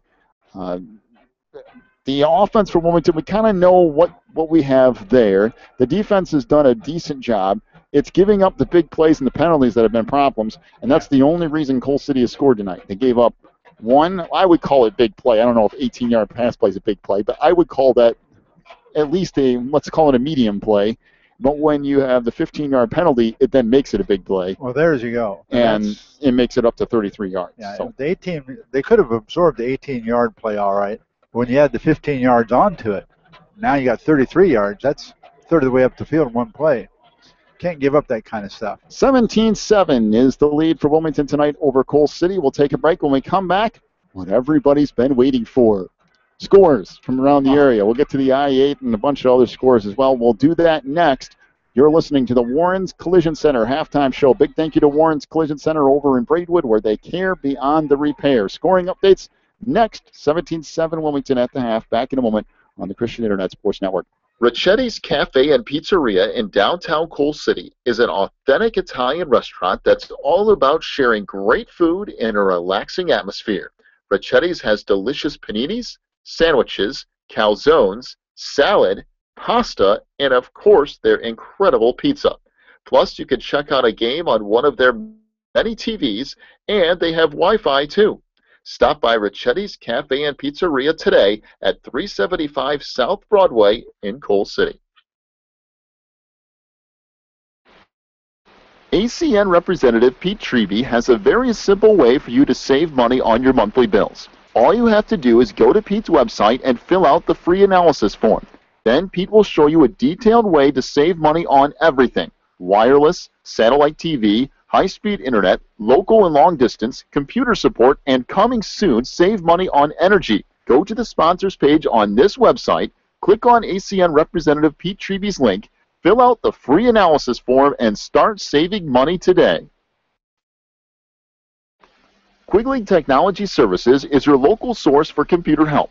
They have built numerous websites, including ours here at the Christian Internet Sports Network. Quigley Technology Services also specializes in virus removal, so your computer will get back to full speed now. And you can trust them for first-class computer repair, including free local pickup and delivery, plus on-site service, including after hours. Contact Quigley Technology Services at 815-293-7844 or stop by at quigtech.com. That's QUIG tech.com. Teresa's Styling Salon in Wilmington is a casual, family-friendly salon that caters to people of all ages. Teresa's provides everything from haircuts to perms to manicures, and they can highlight or color your hair for that special look. Teresa's is located in the Southgate Plaza on Water Street in Wilmington. Call today for an appointment at 815-476-1955. That's 815-476-1955. This is the Warren's Collision Center halftime show here on the Christian Internet Sports Network, where Wilmington leads at 17-7 over the Coal City Coalers. Well, some scores from around the area. I know we told you we were going to do that. Let's get to that right now. So we get to scores, first of all, some from the I-8. Oh, my goodness. Is that really the score? Plano 49-14 over Westmont with 2:43 to go in the half. With 2:43 to go in the half, Plano has put 50 on the board against Westmont in a half. Some of the other scores in the I-8, Herscher a 7-0 lead over Piatone at the half. That's kind of a little bit of a surprise. I thought Piatone would have a little bit better showing than that, although Herscher, you never know, week to week. Mantino, a 16-6 lead over Reed Custer. The Comets, with their brand new option offense and all the stuff they got going on over there, they're still in it with Mantino, and Mantino is another pretty good football team. So you go Coal City, Mantino, and if you can hang around with those two teams, you play some of the smaller schools in the I-8, and they might have a pretty good shot at getting a few wins this year. That's exactly what I was thinking about last week. And the score kept coming back from Coal City, and Coal City was just barely hanging on to a lead until finally late in the game. And I thought, Reed Custer's got something there. Canton is leading Streeter 7-0. That game is in a lightning delay. They've delayed that one down in Streeter with Canton up 7-0. We'll give you some other scores here in just a moment. So far, Reed Custer losing. Herscher up by a touchdown. Pino is just destroying Westmont. Wow. And let's see, some other scores from around the area. Lincoln Way Central, a 9-7 lead on Lincoln Way East. Joliet Catholic up 17-0 on Wheaton North. Let's see, Plainfield East a 7-0 lead on West Aurora. St. Francis a 14-0 lead on Plainfield South. Lincoln Way North blowing out Hillcrest, that's 35-0. Bolingbrook up 14-6 on Romeoville. St. Charles North a 14-0 lead over Plainfield Central. That gets you caught up on all the scores from around the area. Hit the I-8 and then hit all the other scores up in the Joliet area as well. We've got about 5 minutes or so before we start our second half here in Coal City as Wilmington leads it 17-7 over the Coalers. Yeah, we've seen a little bit of lightning, and hopefully that stays south of here. We can get the second half underway and get it going. I don't know what happens if you get in the second half and they call it because of lightning. Well, you got a half-hour delay. Is it like baseball where you play to a certain point and it's the official game, or is it? I would think so, but maybe they have to continue the next day. I don't. I've never really seen a high school game have to do that. I've always seen it completed. Yeah, that's right. I've only seen it completed too. I don't think I've ever heard of him not completing one. So. All right, we'll take another quick break. We'll come back, get you set for half number 2. Right now, Wilmington leads at 17-7. You're listening to the Warren's Collision Center halftime show here on the Christian Internet Sports Network. Phelan Acres Bible Church is the perfect place if you are looking for a church to call home. They have services every week, including Sunday school at 9:45, morning worship at 11, and Wednesday night prayer meetings at 7. Phelan Acres Bible Church is located at 26009 Willow Lane in Wilmington, Illinois. And for more information, call 815-476-7818. That's 815-476-7818. If you're looking for more information on Wilmington Wildcats football, then check out the Catbackers every Wednesday at 7 at Tuffy's. Each week, Coach Rinks goes over game film, takes questions from the audience, and presents the Offensive and Defensive Player of the Week awards. Plus, you'll get to hang out with other Wildcat fans and get the inside scoop on next week's game. So be sure to check out the Catbackers every Wednesday at 7 at Tuffy's. If you need something done around your house, chances are Beth's Busy Bees can get it done. They specialize in residential and commercial cleaning, but they can also do lawn care, small home remodeling and repair jobs, and even things like caregiving. Beth's Busy Bees is a small family-owned business, and they will treat you right every time. Call 815-685-9111 for Beth's Busy Bees today. Warren's Collision Center is your hometown body shop specializing in top-of-the-line customer service. Warren's accepts all insurance companies, and they offer free estimates, certified technicians, and a lifetime written warranty. Plus, Warren's will set you up with a rental car while your vehicle is in the shop. So the next time you need work done on your vehicle, call my good friend Warren at 815-458-3300 or stop by Warren's Collision Center at 242 North Front Street in Braidwood. You can also check them out online at warrenscollision.com. Warren's Collision Center, where they care beyond the repair. This is the Warren's Collision Center halftime show. Wilmington leading at 17-7 over Coal City. Want to take a brief moment here of the broadcast to pause and remember a teacher from London School. For those of you that don't know, I lost my daughter earlier this summer. And Jessica Bennett was one of the teachers over at her school in Braidwood, so we know her very well. She passed away in an automobile accident, I believe it was last night, and sending shockwaves through the school and Reed Custer as well as I'm sure it does for their family. And we'd like to pass along our deepest sympathy. We're praying for your family, and we hope God gives you the strength to get through the next few days. So Miss Jessica Bennett passed away last night, and we wish her family nothing but the best in getting through this very difficult time. We'll take a break. We'll be back with your second half in a moment. You're listening to the Christian Internet Sports Network. Warren's Collision Center is your hometown body shop specializing in top-of-the-line customer service. Warren's accepts all insurance companies, and they offer free estimates, certified technicians, and a lifetime written warranty. Plus, Warren's will set you up with a rental car while your vehicle is in the shop. So the next time you need work done on your vehicle, call my good friend Warren at 815-458-3300 or stop by Warren's Collision Center at 242 North Front Street in Braidwood. You can also check them out online at warrenscollision.com. Warren's Collision Center, where they care beyond the repair. All right, set to get things underway here in half number 2. 17-7 is the lead for Wilmington over Coal City. And the Cats will get the football as well. So back deep for Wilmington, Jordan Sarr. Trying to see who's on the far side. Can't get a good look at the number. I think it might be Tyler Breimer. So Brad Littleton will approach here. A shorter kick. Taken by Breimer at the 20, 25, out to the 30-yard line, and that's where Wilmington will start first and 10. Cats lead it by 10. 11:53 to go in our third quarter. There has been lightning off to the south, and actually quite a bit of it. At the moment, the lightning is far enough away where I don't think it can affect anything right now. But if you're Wilmington and you can get another score here, get it, just in case something rolls in.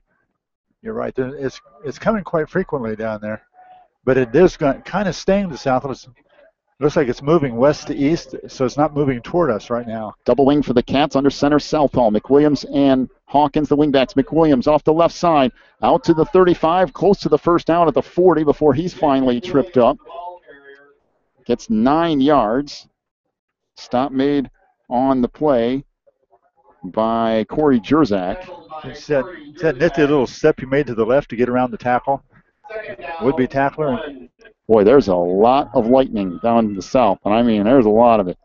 So I wouldn't be too surprised if it gets much closer if they put this thing into some sort of a delay. Back to the double wing go the Cats, 2nd and a yard. Handoff goes Hawkins, right side, has the first down, out across the 45 to near the 47-yard line. A gain of 8 yards for Nick Hawkins. This is what Wilmington does. They slowly get things going. You get in the second half, and it builds and it builds and it builds. Yeah. And the Cats are great. We've said this a lot, and making halftime adjustments. Coach Raines and Southall and all the coaches and the staff have always been very good at making halftime adjustments. If they see something they can take advantage of, that's where they're going to go. Usually that's one of his coach's strongest suits in his staff is making adjustments during the game. 10:53 to go in the third. 17-7 is the lead for Wilmington. 1st and 10 from their own 47-yard line. Handoff, I believe, to Hawkins. Picks up. Nope, is that Brimer? Boy, I completely missed. It might have been Hawks. It might have been Gavin Hawks on the carry. Picked up 4 yards and bring up 2nd down and 6. It was Gavin Hawks. I thought it was. I couldn't tell if it was 20 or 28. 10:20 now to go in the third quarter. 2nd and 6 from the Coal City 48. Under center, Southall. Hands the ball right side. This is Hawkins inside the 45 to the 40. All the way down to the 39-yard line. A gain of 9. For Nick Hawkins. Matt Norton on the stop for Coal City. And look at this. Coal City going big up front. No more rotating the two big guys. They brought in Andrew Mathena, who's 6'4", 280, to join Matt Long at 6'5", 305 in the defensive line, trying something to slow down this Wilmington rushing attack. The thing about it is Wilmington isn't going up the middle. They're going off the right and left tackles. Back to the double wing again for the Cats. 1st and 10 from the 39 of Coal City. Handoff. This does go up the middle. Another big gain. Down inside the 35 is a late flag, and that's going to be holding. That's always where holding is thrown. That would be a gain of 9 yards if it stands, but it won't. It's a hold on the Cats. Oh, that's the only thing that's going to slow them down at this point. Coal City holding on for dear life, hoping to do something to stop them on this drive, and maybe Wilmington hurt themselves. Well, instead of 1st and 10, it'll now be, actually, instead of 2nd and a yard, it'll be 1st and 20 for Wilmington.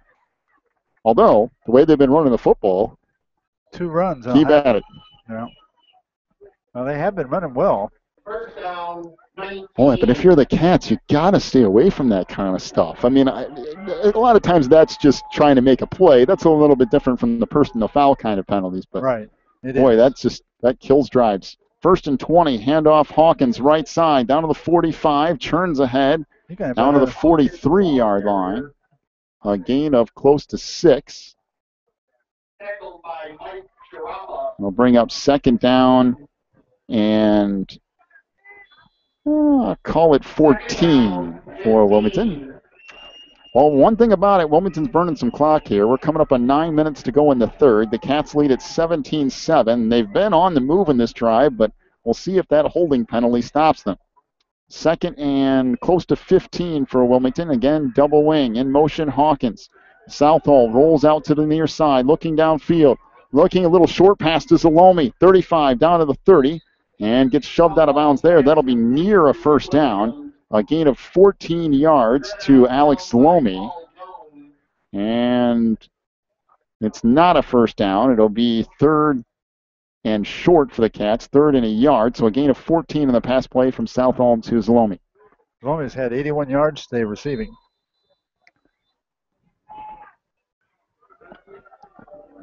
Third down and a yard for the Cats from just outside the 30 of Coal City. And the Kohlers stacking that defensive line. Boy, we want to talk about a big defensive line. Southall trying to keep it. Not sure that was the greatest idea in the world. I think he might have gotten it, but if he did, it's barely. I mean, when you try to quarterback sneak and the two defensive tackles are 6'4", 280 and 6'5", 305. That's a problem. He didn't get it either. He got Well, I about mean, I know that's what you typically go to on 4th and a yard if you're Wilmington. not the strength of the team, though. But if Wow. their two defensive tackles are the equivalent of 6'4", 290, that's asking an awful lot of your offensive line. 4th down and less than a yard for Wilmington. We'll see what they do here. This could be a big play. Pitch goes to Hawkins. He has it inside the 30. Down to the 25. Almost broke free. Got through. Down to the 17. Broke a couple of tackles. It will be a first down for Wilmington. Corey Jerzak on the stop, but not before a gain of 12 and a Wilmington first down. Well, that's what I thought. You go one way or the other, off tackle or even farther outside, you have a much bigger advantage than going up the middle. That was lightning all over the place then. I don't know how they're going to keep this game going. Down to 7:35 to go in the third. It's 17-7 Wilmington. 1st and 10 from the 18 of Coal City. Handoff Hawkins bounces off a tackler trying to get to the outside. And churns ahead. Boy, I mean, that's a tough run to pick up a yard. It sure is. Paul Jones got his bell rung trying to tackle Hawkins in the backfield.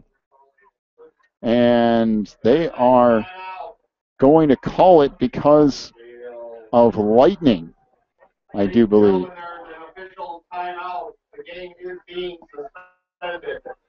So with 7:13 to go in the third, it's 17-7. Wilmington over Coal City. The Cats on the move. 1st and 10 from just inside the 20 down to about the 18. We are in a lightning delay. Yeah, I said during that one play, it lit up the sky here. So it got real close. They did the right thing. They cleared the field. Well, I guess we'll stick around for a minute. And these people on these metal bleachers are getting off these metal bleachers. Yeah, we'll see what the decision here is. If it's... Keep it here.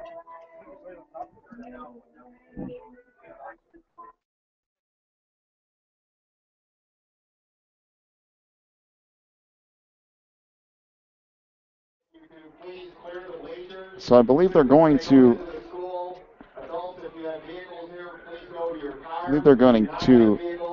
clear the bleachers here, and they are going to send everybody to their cars as the rain begins to come down. Thunderstorms roll into the area. 7 minutes, 22 seconds to go in the third, and it is a 10-point lead for Wilmington, but we are in a lightning suspension. The Cats were on the move and knocking on the door on their first drive of the third quarter, and this lightning rolls in. That was like the Cats of old, wasn't it? The way they were going. Yeah, and much like last week when it benefited Wilmington to get the lightning delay, this might benefit Coal City to get the lightning delay. Some other scores from around the area. Manteno a 22-6 lead on Reed Custer. That game is in the third quarter now, so Manteno up 22-6 on the Comets. I believe Plano up 49-14 at the half on Westmont. Oh, my land. Good grief. 49-14. Herscher a 7-0 lead on Piatone. I believe that's still the same score. I'll get you some other scoring updates here in a moment. I'm not really sure what the rule is for us in the press box, but I got to keep this thing. If I shut this thing off, I'm going to be in trouble. I have to come up with a whole new link. I guess I could leave it running even if I walk out of here. But right. We'll just shut the windows up and leave it running here. Some other scores. This is area scores. Again, Lincoln Way Central 9-7 over Lincoln Way East. Joliet Catholic a 17-0 lead on Wheaton North.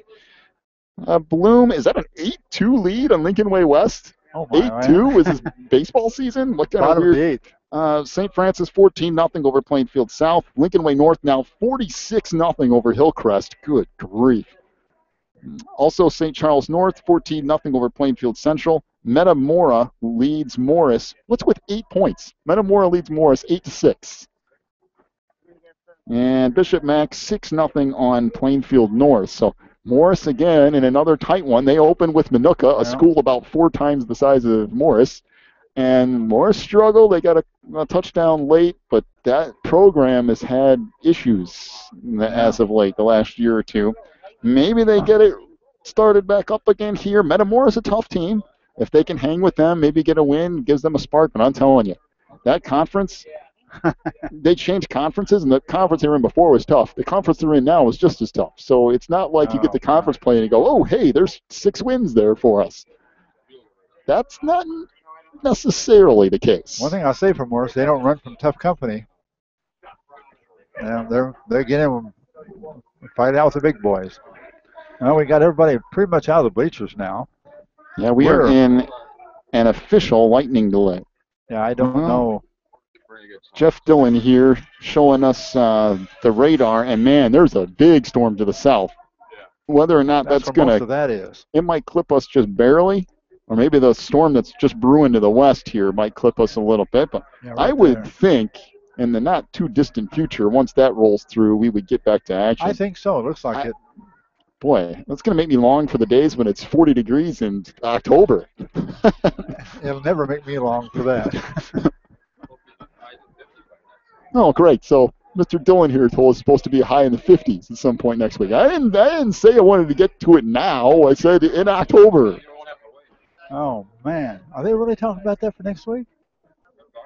Oh, my.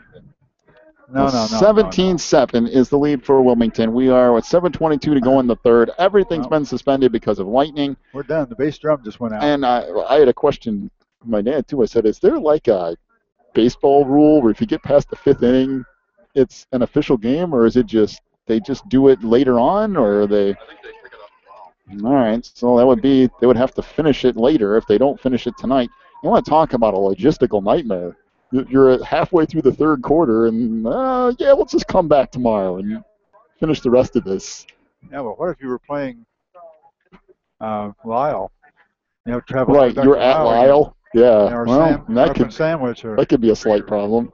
Oh, and if you were at Lyle, there's no chance you would play because that automated system they have. If there's lightning anywhere in the Midwest, did you see they already canceled their game earlier tonight? They just canceled it. Oh, because there's no way. You can't.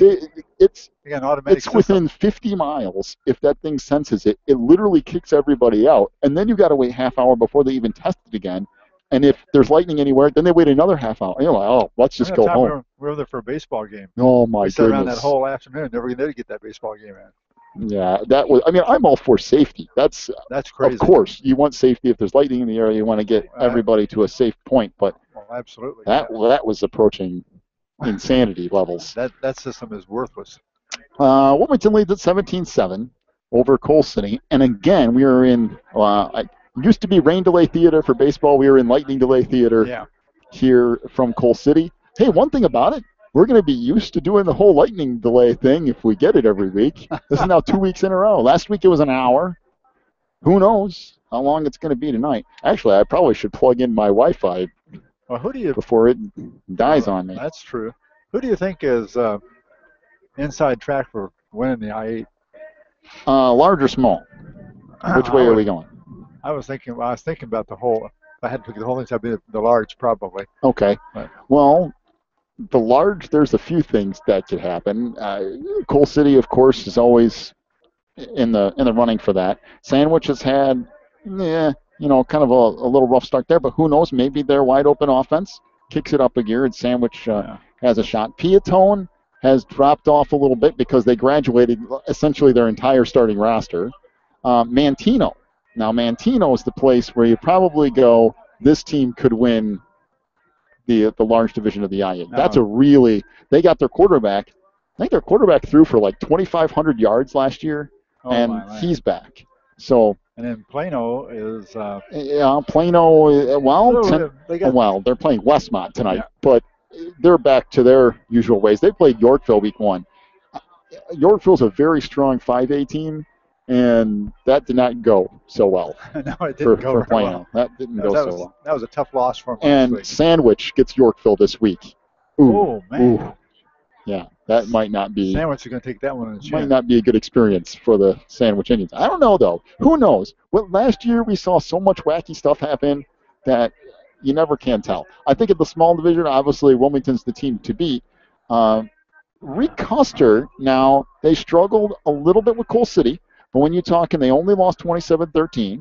They're within 2 scores of Mantino tonight, I think, at the half. And Mantino, let's face it, is one of the top 2 or 3 teams in the I-8. So they're hanging around with them. I think when they start playing Westmont, Lyle, Seneca, They're going to get some wins. they're going to get some wins. Yeah, and, they are. Seneca, too, there's another one for you. I can't figure that out. Now that puzzles me. They're usually got a pretty good squad every year. I mean, maybe Dwight's much better this year. Maybe they got more kids out or something. I don't know. I can't really think that they've improved that greatly, but Seneca couldn't have fallen off that much. I wouldn't think so. One year to the next. They have usually been pretty consistent. I mean, they're not all-star material, but they're usually pretty consistent. Right. So, well, we're letting the Lightning Delay Theater roll on here. Now it's been raining, so now we got rain mixed in with it. Got a little wind started up again. So not like 40 mile an hour like it was earlier, but by the way, early this afternoon I was going up to Joliet. They had stopped the train that went from Chicago north for 70 mile an hour winds, and so they stopped the train before it got into the wind up toward Kenosha, just south of Kenosha. Well, I know at 5:30 tonight, when I was getting ready to leave the house, I was really wondering, I don't even know how they're going to get this thing started. And then that finally blew through, and everybody thought there was an hour and a half window there to try to maybe squeeze the game in. And I don't know. Either we're going to start this thing back up at like 10 o'clock tonight, or we're going to come back tomorrow morning. Who knows? With he was bringing up the radar. Yeah, course. It looks like there's one little spot down around where we're at on the radar, but after that, it looks like the heavy stuff is gone then. So maybe if we wait that 30 minutes out, we might be able to get this thing started again. Well, and if you're just tuning in tonight, you've missed some interesting things. The game started way early. They canceled the JV game tonight. They're playing that on Monday in conjunction with the freshman game. So then we got to the varsity game, got to that early. That started about 7:10.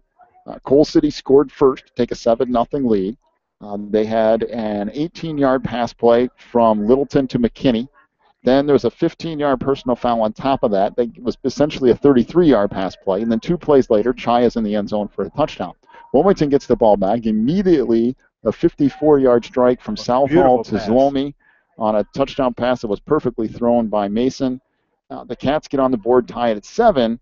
And from that point, where they had the touchdown pass, it seemed like some momentum started to go in Wilmington's favor. They forced a fumble, didn't really do anything with it, and then had the field goal by Casillas, who I was saying, I don't know, that's pushing his range, and he needed 32 yards. They got 33 yards and got enough to get it to go through. But again, special teams this week, no problems. On the 2 extra points of the field goal, it's looked much better. That's improved.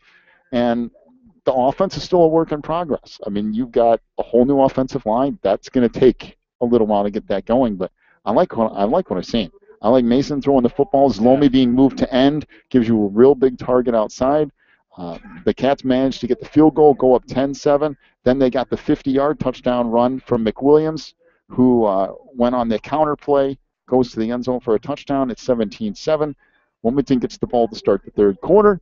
They go straight down the field. They're at the 18-yard line with 7.5 minutes to go in the third, and the Lightning rolls in. Right now, Wilmington's in a pretty good spot. Yeah, they are. And they've looked, other than the first half of the first quarter, kind of, and then after that, things start rolling.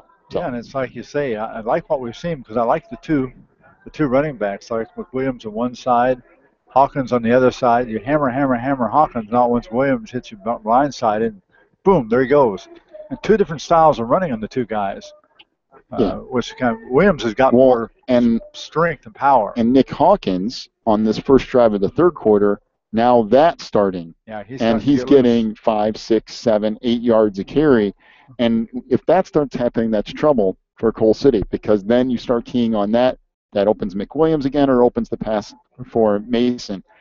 If Hawkins can get that rolling on a regular basis, that's going to be trouble for a lot of people, because now you're back to having 2 running backs you have to worry about. And now that the Cats have a legitimate pass threat in Mason Southall and Alex Zlomi on the other end, you can't just bring everybody up and try to go after it because they can make you pay. I mean, it's the great thing about Slomi and Southall is that Mason doesn't have to be completely accurate. All Mason's got to do is throw the ball up high enough for Alex to go get it. He's a big kid. He's going to be bigger than almost any defensive back he plays. So that gives Wilmington a big advantage. And Zlomi's got the speed, the agility to do something with it after he catches the ball. I mean, he was a running back last year, and they kind of moved him to end. So and he's got a speed, agility, but he's also got some power too. And if you've got to tackle him one-on-one, you've got your hands full. All right, well, we're in lightning delay theater. 7:22 to go in the third. 17-7 is the lead for Wilmington. Take ourselves a quick break. We'll come back. Maybe we'll have some more scoring updates for you at some point. Hopefully this game will start again. Who knows? Kept track of when did we start the 30 minutes? Do you remember? It's been a good 10 minutes ago now, but the problem is all the lightning has to be out of the area by the time you get to start. Every time a lightning strike happens, and you got to start another half hour. So well, they'll go check the radar and all that and see what they got coming up too, and that'll affect whether they're going to extend it or work toward getting it back going. I really think they'll get the rest of the game in tonight. I think so too. I think we'll get back to it here in a half hour or so, and we'll get the rest of this thing in. I certainly hope so. There's no one here that wants to load up tonight and come back, including the players, coaches. Nobody wants to come back tomorrow. In any case, 17-7, the lead for Wilmington. Let's take a break. We'll come back with more Lightning Delay Theater here in just a moment. You're listening to the Christian Internet Sports Network. Cats lead at 17-7. We're in a delay. What a shock. Back in just a moment. The Christian Internet Sports Network. Breezer Construction Company is a proud supporter of Wilmington Wildcats football on the Christian Internet Sports Network. For over 30 years, Breezer Construction Company has led the way in providing quality construction to the industrial, utility, and pipeline industries. For more information on Breezer Construction Company, go to breezerconstruction.com. That's breezerconstruction.com or call 815-521-0900. Ricchetti's Cafe and Pizzeria in downtown Coal City is an authentic Italian restaurant that's all about sharing great food in a relaxing atmosphere. Ricchetti's has delicious paninis, sandwiches, calzones, salad, pasta, and of course their incredible pizza. Plus you can check out a game on one of their many TVs, and they have Wi-Fi too. Stop by Ricchetti's Cafe and Pizzeria today at 375 South Broadway in Coal City.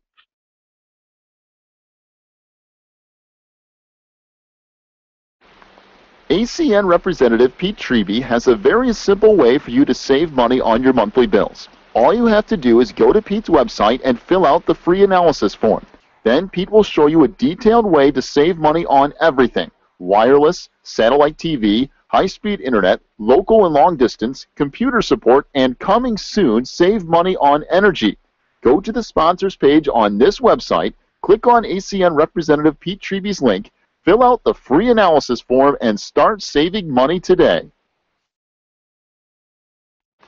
Quigling Technology Services is your local source for computer help. They have built numerous websites, including ours here at the Christian Internet Sports Network. Quigling Technology Services also specializes in virus removal, so your computer will get back to full speed now. And you can trust them for first-class computer repair, including free local pickup and delivery, plus on-site service, including after hours. Contact Quigling Technology Services at 815-293-7844 or stop by at quigtech.com. That's QUIG-tech.com. Teresa's Styling Salon in Wilmington is a casual, family-friendly salon that caters to people of all ages. Teresa's provides everything from haircuts to perms to manicures, and they can highlight or color your hair for that special look. Teresa's is located in the Southgate Plaza on Water Street in Wilmington. Call today for an appointment at 815-476-1955. That's 815-476-1955. Lightning Delay Theater rolls on here in the Christian Internet Sports Network. Much like last week, when we had an hour delay, we're in another delay tonight. 17-7 is the lead for Wilmington over Coal City, with 7:22 to go in the third. Well, we were in the break, and I said, what in the world are we going to talk about till these teams come back out here, and I'm still not exactly sure. At the moment, we gave you all the scoring updates around the area. Plano put up 49 points on Westmont in the first half. So you can only imagine how that's going to go in a few weeks. Well, if you have Coach Rentz with the lead, he'll take it easy on you. Plano will not take it easy on you. No, they'll keep coming and keep coming. They'll keep coming. And that's kind of how they've always been. And Wilmington will do that for a half. They'll do it for a half. I mean, they won't go, deep bombs or whatever up by 40, no, but they'll just run it at you and keep running it. Bloody your nose a little bit more. Boy, it's just what a night. I think the rain has kind of started to let up a little bit here. And the lightning, I haven't seen any lightning in, I don't know, a while. At least not in the immediate vicinity here. So I'm hoping now we're kind of working on getting that 30 minutes expired and get back to our game and finish this rascal up here. I know football as a whole getting started this week. The Packers and Seahawks playing last night. Packers got blitzed. Boy, you want to talk about laying the wood to somebody. The Seahawks, that's a team that means business. You play them at home, forget about it. Yeah. Forget it. On the road, you can beat them. That team, you want to talk about home field advantage? They probably have the best home field advantage in the league for two reasons. One, because they have the loudest crowd in the league and all that kind of stuff. But pretty much like 75% of the teams have to travel. Well, there's a lightning strike over that way. Uh-oh. But 75% of the teams have to go 2 or 3 hours across the country, have to go backwards 2 hours in actual time by the time they play the game. I mean, you combine all that stuff, and you get an early start on a Sunday. You're supposed to be, starting at 1, and it's like 10 o'clock Eastern time, and you're trying to play football, and it's that's a tough place. Yeah, that's a hard way. It's not like when we're in the Midwest.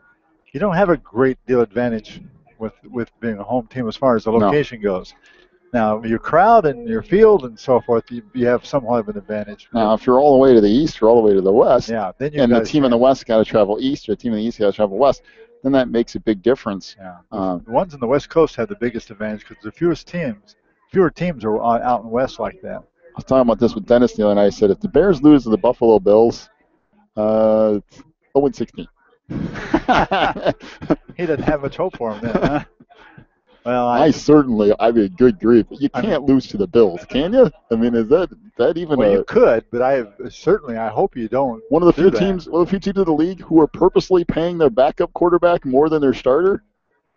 They picked up Kyle Orton like last week. You're like, all right, we'll just pay you twice as much as what we're paying our starting quarterback. The bad thing about it is they match up pretty good against the Bears because they have a tremendous defensive line. It led the league in second in sacks in the entire league. Yeah.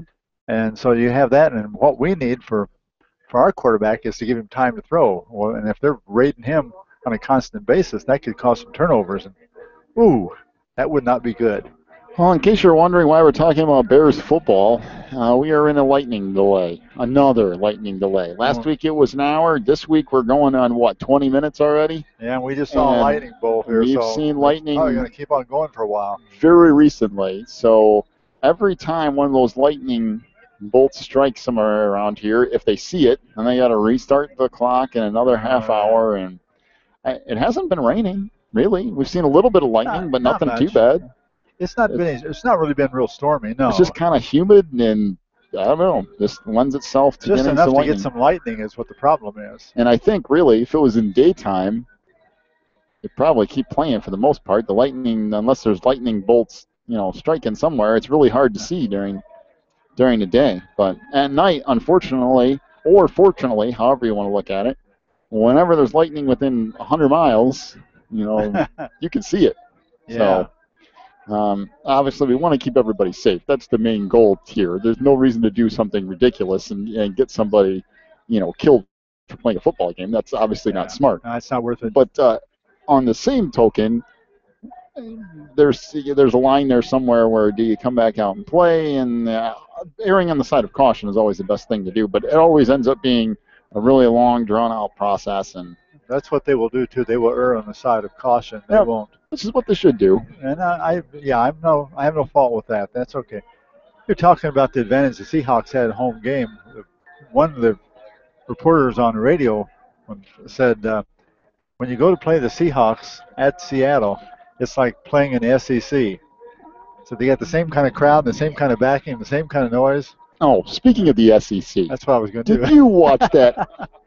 That crazy. Did you see the first game of the year? The Texas A&M and who would Texas A&M play the first game? It was oh, that's our old friends. South Carolina. Texas A&M and South Carolina. Okay, it was on the SEC network with Brett Musburger's on there. If he said one more time how much passion. The SEC is the greatest thing ever for all our passion and all over. Like, we get it. You're broadcasting SEC games. You think it's awesome. But after 25 times of telling me how awesome the SEC is, it's your own network. People watching it already know how awesome the SEC is. You don't need to convince them. They already. That kind of him and Kirk Herbstreit. I like the two of them doing broadcast. Don't get me wrong. It just kind of started getting old after a while. Oh, the passion of the SEC. Sometimes we get that way. We forget what we've said over and over again. And that's interesting too. The SEC network, which is clearly just ESPN with another channel. I don't like the Big Ten network is their own thing. The Pac-12 network, it's their own thing. They run their own stuff. And then the SEC network is blatantly just ESPN 4 or whatever it is now. I don't know how many they have now, but it's I think 3 is the online one. It commands a lot of people watching it, so ESPN wants to get in on. They got the first one, they got the second one. ESPN 3 is the online one. They got ESPNU. They have ESPN Classic. So that's now 5. So this would be the 6th one that they have. I mean, it's getting getting a little crazy. By the way, ESPN Classic. You want to talk about pushing the limits of people watching programming? Whew. Now, there's some things in ESPN Classic. All right, fine, I'll watch. I was just going to say, do you really watch that? Ooh, there's a few games some rough. That are worth watching. They really were classic games. There's some rough stuff on ESPN Classic. Not to mention, you always get like the CBS Sports Network that does the the NCAA Division II Game of the Week on Thursday nights or something. Is it really a huge demand? I mean, I appreciate giving lower-level schools an opportunity to be on TV, and I get it. And it's all 4 of their fans can watch it at the same time. How are you really drawing enough people to watch that thing to pay the bills for that? I mean, the other night it was Azusa Pacific and Grand Valley State or something. If it's playoffs, okay, fine. I watch Division II playoffs and championship stuff. If it's got football, you'll watch it. Yeah, but even that's pushing it for me. I mean, I'll watch it. If it's the only thing on, I'll watch it. It's not going to stop me. If you're joining us right now and you're wondering why we're rambling about stuff that really isn't important, it's because it's really not important. We're just trying to kill time. It's a lightning delay right now. 17-7 is the lead for Wilmington. We got 7:22 to go in the third quarter. Who knows? And we have no idea how long we're going to be sitting here either. Nope. I have no idea at all. There's a few people down there walking out here. I don't know if that's a premonition or advertisement or anything that some people are being turned loose from the school. Yeah, and Jeff Dillon standing right here, who does video and stuff for the Wildcats, says he hasn't seen the officials. Nobody's seen anything. And that's probably not a good sign, which means they won't come outside probably until they're ready to make a decision. So until we see them. Well, doesn't your decision have to be we're playing this game at some point tonight? Well, I mean, there's no way you can. I mean, if they come back if at 10 o'clock it's still lightning, they'll probably say, "Whoop." Well, of course, yeah. If it gets to like midnight or something, yeah, obviously there's a line somewhere, but if they can, they'll play it. I know last year they waited till it was like 9:30 or 9:45. Yeah, and then 10 o'clock. And then it was still going to be another half hour, and they said, all right, well, we'll just wait. So you got to figure they're going to give it till at least 10 before they do anything. I mean, last week the game got over at like 11:30. So. Wait, who's going to win the whole shebang for college football this year? Oh, who knows? That whole thing, okay, I'm good with having 4 teams in a playoff. Finally, you get some sort of playoff. That's better than what we've had. And then you get a committee with just random people on it who are now going to decide who's in, who's out, and maybe that's good, maybe that's bad. I have no idea. You know as well as I do that it's going to be 4 major conference teams that play. You could get one of these mid-major teams that goes undefeated and beats everybody by 60 points, there is no way they're making into that 14 playoff. There's no chance. I can see them being brought in, Alabama sitting out. No. Right, because the whole thing now is, oh, well, you get to be in one of our New Year's Day games. Sure, you're not in the Final Four, but you get to. You can't win any championships. We're not going to allow you to do that. So, yeah, you got the. I like it. It's definitely better than the system that they used to have, which was let a computer decide everything. Although, on the side of the BCS, that was the best system they probably ever had in determining it, because it usually got it right, despite being completely insane in the way it got there. It usually got it right, but there were a few years where you're like, oh, come on, there's no way. And the thing that takes away now, and it kind of fixes, if you have 3 undefeated teams from major conferences, and in the past, if you were ranked 3rd in the nation and you were undefeated, you were done. Yep. Now, if we get 3 or even 4 major conference undefeated teams, they can all battle it out. That's really what they were guarding against with the BCS going, okay, there's 3 teams undefeated, we're just going to pick 2 because you're in. Now it at least fixes that to a certain degree. Me personally, I think 8's the perfect number. 16's too many. That's too many weeks, too many games. Yeah. I think 8's perfect because now with 8 teams, you get the chance of a mid-major coming in that might be 7th or 8th and getting a chance to play one of these teams and see if they can pull off something and run through. You give teams that might have lost 2 games or 1 game a chance to be there. I think I like 4. It's way better than what they had. I think 8 would be perfect, but you're never going to get there. There's too much money in the bowl games and the whole system that they have to ever get to the point where they're going to. And, strict NCAA, what's their main goal? Money. I was going to say, educating the student athlete. No, it isn't. Sorry about that, but this. I will say about for 95% of the students in or athletes in college, that's true. Yeah. Getting education is first. But for the big time, top tier programs, that's far and away from what it's about. I will say for the vast majority of students in college, that's what it's about. It's about getting an education. But for the real top tier ones, there's they use those to make money on. That's what it's all about. No, well, again, it's lightning delay theater. It's 20 or oh my goodness. Now my brain's starting to stop. 17-7 is the lead for Wilmington over Coal City. 7:22 to go in our 3rd quarter whenever we decide to restart this whole thing. Well, right now, we're just staying here for you so that if you check in, come and go, or you're just leaving this thing open, feel free to just leave it on. Leave it on, leave us on in the background, put it on in your phone, put the speaker on, carry around your iPad, plug your headphones into it, and eventually we'll get something going back here for you. I know a few people past it put a game on TV, muted that, put us on in the background, do things like that. Yeah. Fine. It's right now we're just trying to build a bridge for you so that you know when the game's going to get restarted. Instead of just turning all the volume down and leaving nothing there so you don't have a clue what's going on, we're at least trying for the foreseeable future here to bridge the gap so that if you're checking in, we can tell you what's going on. Right now we've heard nothing as far as the lightning delay. I don't know when did this whole thing start, this delay? Is it 8? Well, that was what I was 40 wondering. or so? It's going. My phone is 7 minutes fast for some odd reason. 7 minutes fast. Tell me how that makes any sense. I've got a phone, okay? I've got a phone that's tied into the network. You're supposed to automatically put the time on your phone. Yeah. Mine speeds up. It keeps going. Yeah, like 3 months ago, it was 5 minutes behind. Then it was 6, 7. Now it's 8 minutes behind. I have a Straight Talk phone, but it works on AT&T towers. So I'm supposedly on the AT&T network, but I have to completely ignore that clock because it's way off. Man. Yeah, it's actually 9:05, 9:06 right now. So it's probably been a good 20, 25 minutes. It's been every bit of that. Yeah. Yeah, it's probably been pretty close to a half hour. Well, we were talking earlier too about some of the things going on in our area and in our schools, and your little girl that drowned.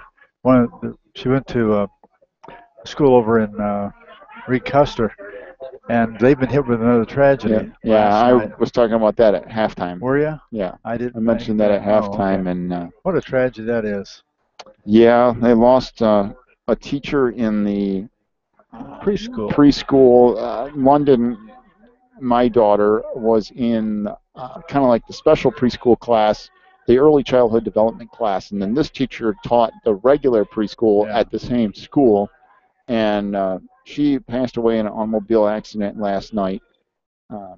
And yeah, it's just obviously for the family first and foremost. It's the most difficult thing to ever have somebody taken away.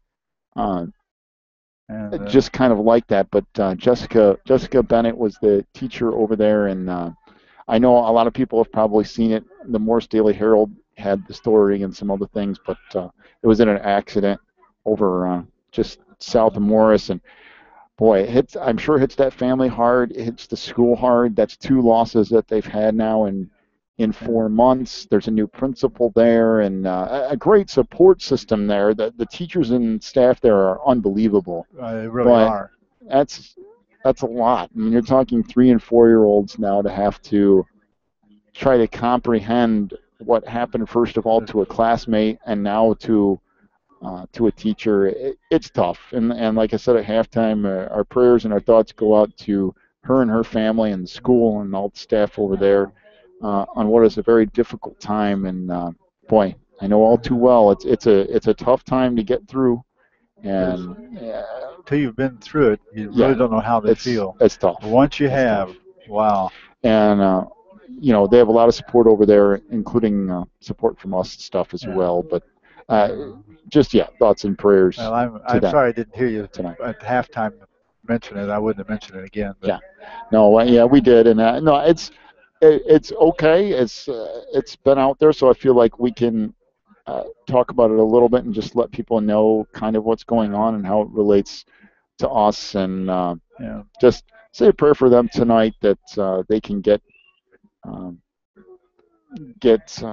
just day to day here. What it is, you just tough. Get through it. Yeah, that's why it really is. It doesn't go away. You just have to get through it. 7:22 to go in the third. 17-7 is the lead for. We still have no Wilmington officials over Coal City. We've got nothing. There's no officials. Nobody's making any announcements. I haven't seen too much lightning. There's been no rain, so we're just kind of waiting this thing out here. As you can tell, we're just going from one topic to the next, trying to occupy some time here to build you a bridge before we get back to action here, hopefully. There's a lot of in cars a relatively short order. They told the people to go to their cars if they have their cars here. If they don't, they would open up the school for the ones who don't have a car and let them go in there. So the parking lot's full of cars, people sitting there waiting for all clear. Next week, Wilmington on the road at Lisle. We'll be up at Benedictine University. Our favorite place. Yep. Oh boy, that's a hall. I mean, it's a beautiful facility. Oh, it is. It's an amazing facility. The only thing I don't like is there's no visitor side bleachers, and that always throws me off, and it doesn't seem right. But it's a beautiful facility up at Benedictine. We'll be there next week. 7:15 will be our scheduled, and I say scheduled because we changed it tonight. Our scheduled Wilmington Wildcats weekly pregame show will kick off at 7:15. And then we'll have Wildcats football after that from up at Lisle. And then I think Wilmington returns home. I don't have the schedule in front of me, but Reed Custer. Yeah, Reed Custer. So we'll be back home for against Braidwood in what could be a very interesting Week 4 game with Reed Custer running that option-style offense and something that you don't see very often. We'll see them in Week 4. Week 5 is on the road at Westmont. The reason I know that is because of Uncle Bub's Barbecue. Oh yeah, we've all been down that road. We know that's every time we go up there, you make that little side journey over to Uncle Bub's. It's required. And then you get up there to, and as Dennis always says, well, you drive around for about 20 minutes in a circle until you just magically come across the school in the middle of a subdivision. Because if you've ever been to Westmont, that place is tough to find. I mean, you can get lost back there. I never seen a public high school hidden before. And it's weird because it's like in the middle of a subdivision. It's just like you're driving through it, and look, there's a high school right there. It's close to nothing. It's in the middle of a real And it subdivision. looks like if you're there, it looks like you can just drive across onto a main road. But for some reason, you've got to drive all the way around the barn to get there. You can't get to it directly. Right. And, well, boy, Westmont has had problems. Now, they won week 1. I think they played Chicago Christian and won like 49-34 or something. But tonight hasn't gone so well. Plano's scored 49 in the first half. Oh, let's see. We got some scoring updates for you. All right, let's grab those. All right, Mantino up 25-6. Oh, that's a final. Mantino beats Reed Custer 25-6 tonight. So although a pretty easy win for Mantino, not bad for Reed Custer to stay within striking distance of Mantino. Herscher a 13-7 lead on Piatone in the 4th. Really? That's an odd. I really thought, even losing people, I thought Piatone would come back a little bit. Plano was 49-14 up on Westmont with 2:43 to go in this. Well, it's halftime. Okay, because it's 49-14 at the half. And I'll see if I can find any other. That's still the last update we had up from Streeter was Canton 7-0. I believe Streeter was in a lightning delay too, right? Yeah. Yeah. That's below us. That's south of us here, and that's where all that lightning was. They were trailing Canton 7-0 last time we got an update there. I don't know if there's any scoring updates from the other games as well. But so the one final tonight, Mantino 25-6 over Reed Custer. The Comets have hung around with a couple of opponents. They lost to Coal City last week, 27-13. Yeah. And tonight, 25-6 to Mantino. Both of them good efforts. And while if you're the Comets, oh, here we go. We lost 2 games. Yeah, but they made a good But showing. those are 2 good teams. I mean, good more top-tier teams. So if you can hang with them, your chances of getting rolling against some of these other opponents is pretty good. All right, we'll see if we have any other updates here. Oh, why not? Let's just go through them. What else do we have to do? Lincoln Way East 13-9 over Lincoln Way Central. And for some reason tonight, we have all these just ridiculous scores. I don't know what's going on around here, but 13-9 Lincoln Way East over Lincoln Way Central. Providence up 14-0 on Minooka. That's a new score. We hadn't had that one before. No, So Providence leads Minooka 14-0. Joliet Catholic 34-0 over Wheaton North. Bloom still an 8-2 lead on Lincoln Way West. 8-2. Odd score. Plainfield East 14-7 over West Aurora. St. Francis leads Plainfield South 35-0. What in the world happened to Plainfield South? I thought they were fairly decent a couple years ago. Lincoln Way North 44-6, a final now over Hillcrest, so they roll. Some other scores: Bolingbrook 34-6 over Romeoville. So the Bolingbrook Raiders still have a strong team. Lake Park 14-0 over Lockport. Boy, Lockport has just been, that's been bad the last few years. St. Charles North 14-0 over Plainfield Central. Bishop Mack a 6-0 lead on Plainfield North. And our last update on Morris and Metamora an 8-6 lead over the Morris Redskins. Say, the coach that used to be for Lockport for a number of years, his son became one of the star players.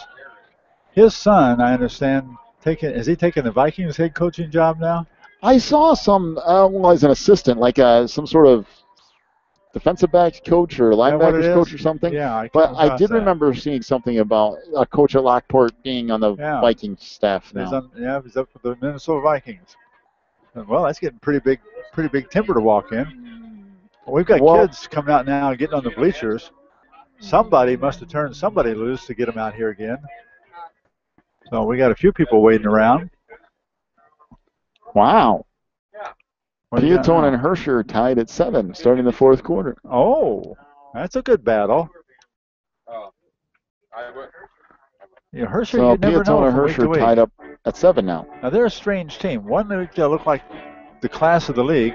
Herscher's always been that way, though. Herscher's always been that way. They win about half their games, and then the other half are kind of a mess. And I don't know. Yeah, it's consistency's weird. Always been their problem. Well, we can tell. I mean, I can kind of see people that are tuning in here. We still have quite a few of you hanging out, trying to wondering what in the world's going on. We would like to know the same thing. We are in a lightning delay. We've been in a lightning delay now for well over a half hour. It's 17-7 Wilmington over Coal City with 7:22 to go in the 3rd. The Cats have been on the move. They have the ball, I believe, 1st and 10. Or no, it should be 2nd and 10. It should be 2nd and 10 from the 18-yard line of Coal City whenever we get this thing restarted. We've got nothing though. We have no announcement. We haven't seen the officials. No. We've seen neither team. So as far as we know, we could be here a while yet. I don't know. I just seen a school bus pull out of here, go left and leave. I don't know what that's all about. When he left here, I don't know. I've seen some kids been turned loose from the school. I've known to come out and they're running on the bleachers from time to time. So they aren't being too strict on that right now. So maybe we're getting close to news to start the game back up again, I hope. Well, why not? Let's take another break. When we come back, we'll continue Lightning Delay Theater. Hopefully we'll have something for you here pretty soon. We'll roll through a few ads. When we come back, we'll give you an update if we have one. If we get any more scoring updates, we'll pass those along as well. And we'll kind of catch you up on what's happened so far in this game. In case you're just getting home from work or you went out to eat tonight or you did whatever, you're just getting back and you're wondering what's going on, we'll catch you up on exactly what's happened in this game here in just a moment. We'll take a break. We'll come back with more Lightning Delay Theater here on the Christian Internet Sports Network. We're back in a moment. Phelan Acres Bible Church is the perfect place if you are looking for a church to call home. They have services every week, including Sunday school at 9:45, morning worship at 11, and Wednesday night prayer meetings at 7. Phelan Acres Bible Church is located at 26009 Willow Lane in Wilmington, Illinois. And for more information, call 815-476-7818. That's 815-476-7818. If you're looking for more information on Wilmington Wildcats football, then check out the Catbackers every Wednesday at 7 at Tuffy's. Each week, Coach Reentz goes over game film, takes questions from the audience, and presents the Offensive and Defensive Player of the Week awards.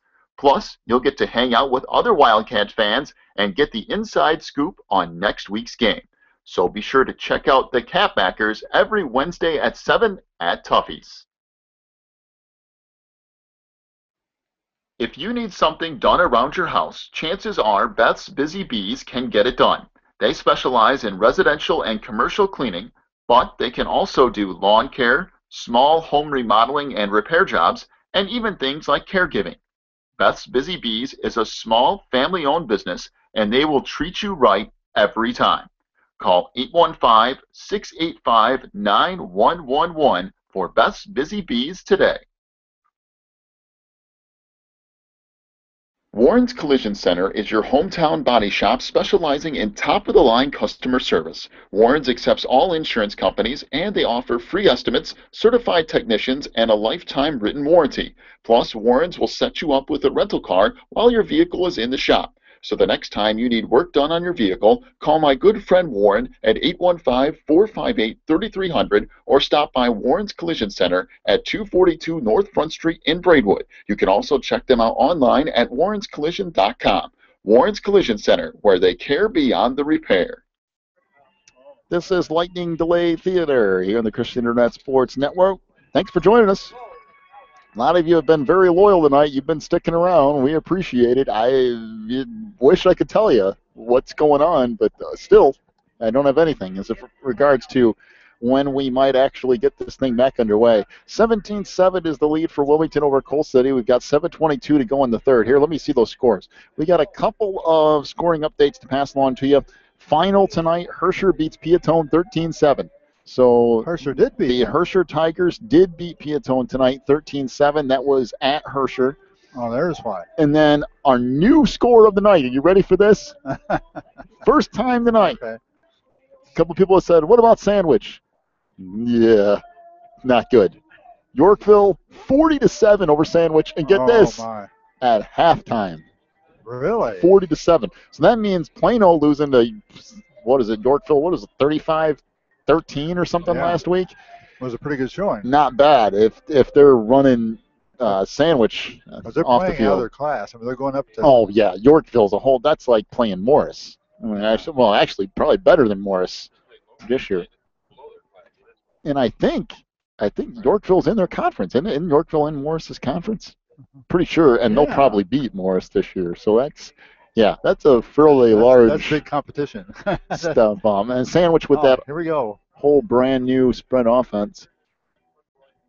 We got our announcer back up here. Now, I don't know what we're going to go from there, but we got the announcer back up. Oh, hey, this guy over here's got the Morris game. So it's Metamora an 8-6 lead over Morris. There's 6:54 to go in the game. It's still 8-6. Wow, what a battle.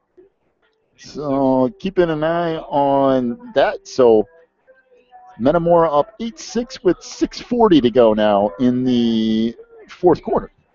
Man, Morris is holding with them. Yeah. So good for Morris. Hopefully they can get something late here and get a win. That program needs, the last year or two, it's just taken a beating, it seems like. They need some sort of shot in the arm over there. The Darlington years, they had all those winning teams. I mean, they're on a drive. They're at the Metamora, I think, 40. Oh, good. So they're moving the football, and all they need is a field goal to go up. Boy, you want to talk about a slugfest. 8-6? I mean, what? Of course, if it's been pouring down rain over there, it's probably a disaster of a field to play on. And Morris is another one of those places where you think, for the huge football tradition they have and all the pomp and circumstance, everything goes on with that place, you'd think they'd have a bigger stadium. Yeah, you really would. They don't. The seating there, I know they've added, the visitor side is much better than it used to be. There's more seats over there. But I always think, like, you could put twice as many seats in there as what they've got, and easily. Remember, we used to go all the time when Grandpa Griffin them had seats in the 50-yard line. The season ticket thing. Hey, you remember the time we watched the game and it was a playoff game and it poured down rain and it was blowing like 50 miles an hour out there and it was cold and it was barely above freezing. We've been into some rough games. And you wouldn't leave. We sat up there. It's football. Man. You don't abandon football. I don't care if it's 10 degrees and blowing snow sideways. It was about 33 degrees, wind blowing about 40 miles an hour, rain was going sideways, pouring rain going sideways. That's fine. And we're sitting here, no, I'm not going home. We're fine. We're still here. Everything went good. Trying to keep an eye on that Metamora Morris game. I think Morris is down to the 30-yard line now. Oh, good. So, in any case, we told everybody we would catch you up on what happened so far tonight. Well, initially, the JV game got canceled. They're playing that Monday in conjunction with the freshman game. And they moved the varsity game up tonight to 7 o'clock, trying to get it in. We got through halfway through the third quarter. The Lightning came. We've been in a delay ever since. Now, this game started off with Coal City scoring first. They had an 18-yard pass play that ended up being a 33-yard play because of a 15-yard penalty on Wilmington. That got them to the 15-yard line. 2 plays later, Parkachaya's in the end zone, 7-0. Wilmington gets the ball back. Mason Southall, a 54-yard touchdown pass to Alex Lomi to tie the game at 7. Wilmington forces a fumble, recovers it, does not do anything with it. The Cats get the ball back again. I think it was on a short punt. They got it at the 30. They got it at the 33-yard line of Coal City. They could not get in the end zone, but they did manage to get a field goal, a 32-yard field goal from Casillas that went about 33 yards. That's right. But it counts. They went up 10-7. Then Wilmington gets the ball back again, and on a misdirection play to Nick McWilliams, they go 50 yards for a touchdown, and the Cats go up 17-7. Wilmington gets the ball to start the third quarter. They've gone straight down the field, and they're at 2nd and 10 from the Coal City 18 whenever we restart this game. And the Cats hopefully trying to get some more points on the board here.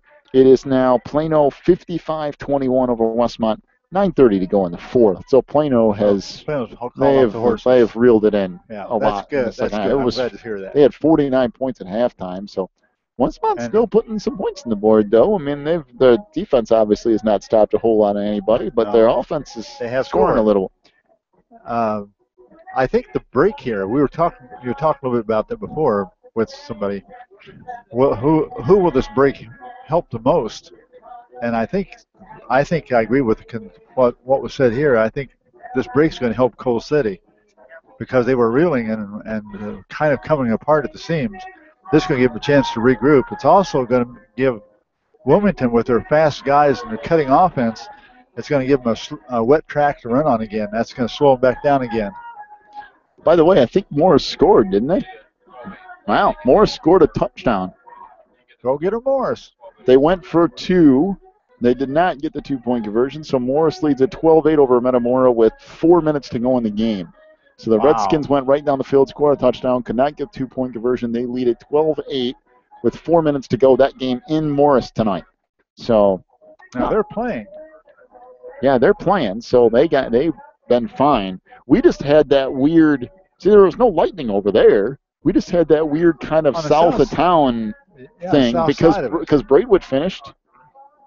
Yeah. Reed Custer finished tonight. So whatever it was, it kind of clipped the edge of Coal City here, and I think we're going to be good. Fans starting to file back in here. At least a few of them are. Yeah, I've seen the kids are all outside over by the concession stand buying Cokes and popcorn and whatnot.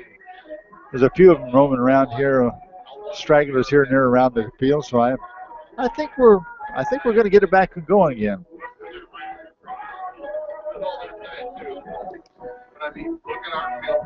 Yeah. Well, we're again trying to find out some additional information here, and nobody seems to know. I think they said a little while ago 10 minutes before the teams were going to come out of the locker room. So hopefully we'll get everybody back out here. We'll get this game underway. When we see everybody start showing up, we'll be the first to tell you.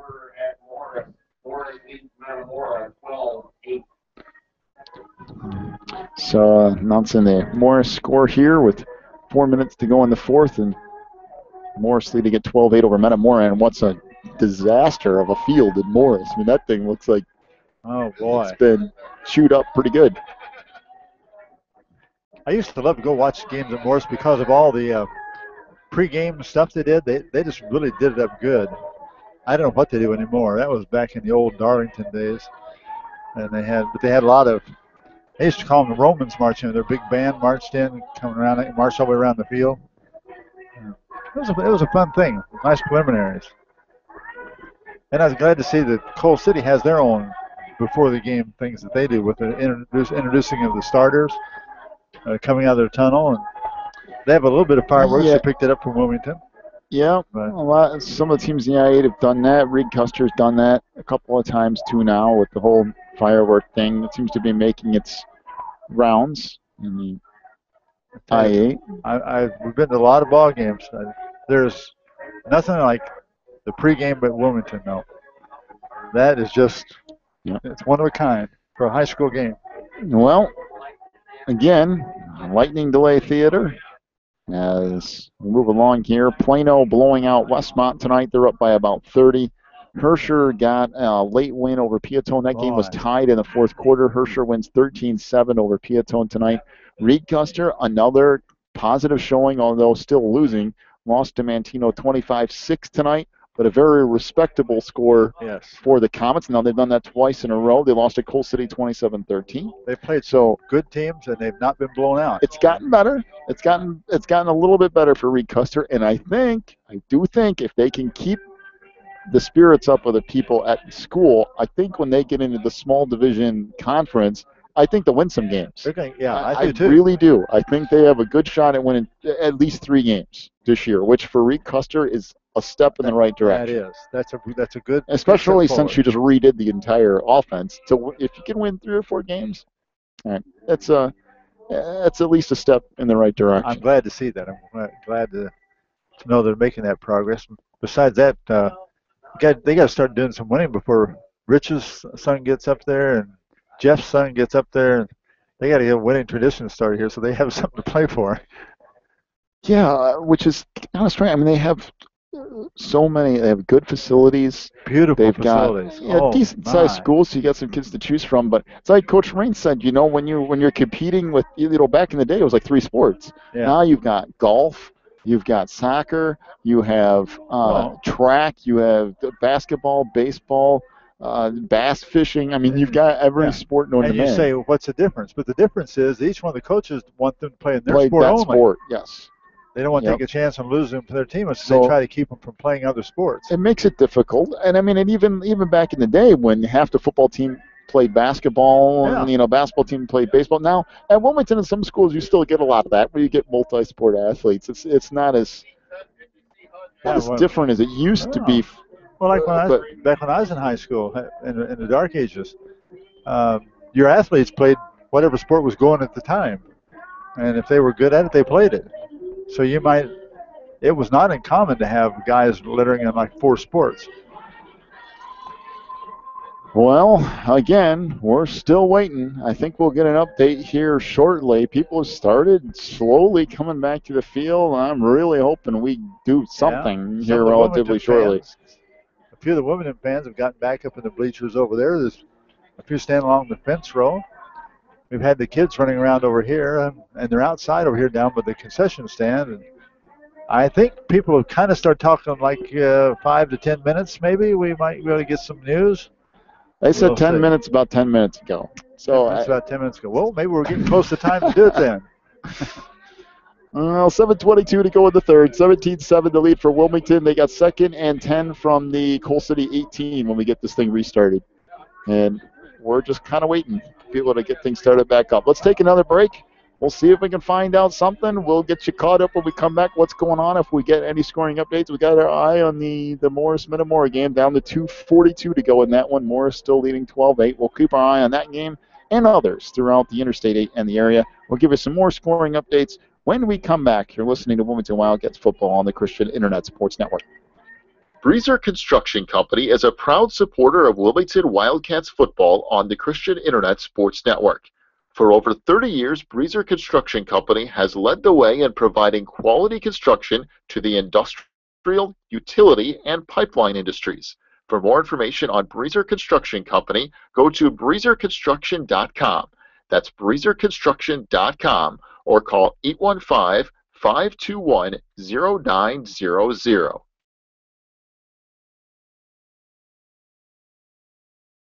Ricchetti's Cafe and Pizzeria in downtown Coal City is an authentic Italian restaurant that's all about sharing great food in a relaxing atmosphere. Ricchetti's has delicious paninis, sandwiches, calzones, salad, pasta, and of course their incredible pizza. Plus, you can check out a game on one of their many TVs, and they have Wi-Fi too. Stop by Ricchetti's Cafe and Pizzeria today at 375 South Broadway in Coal City.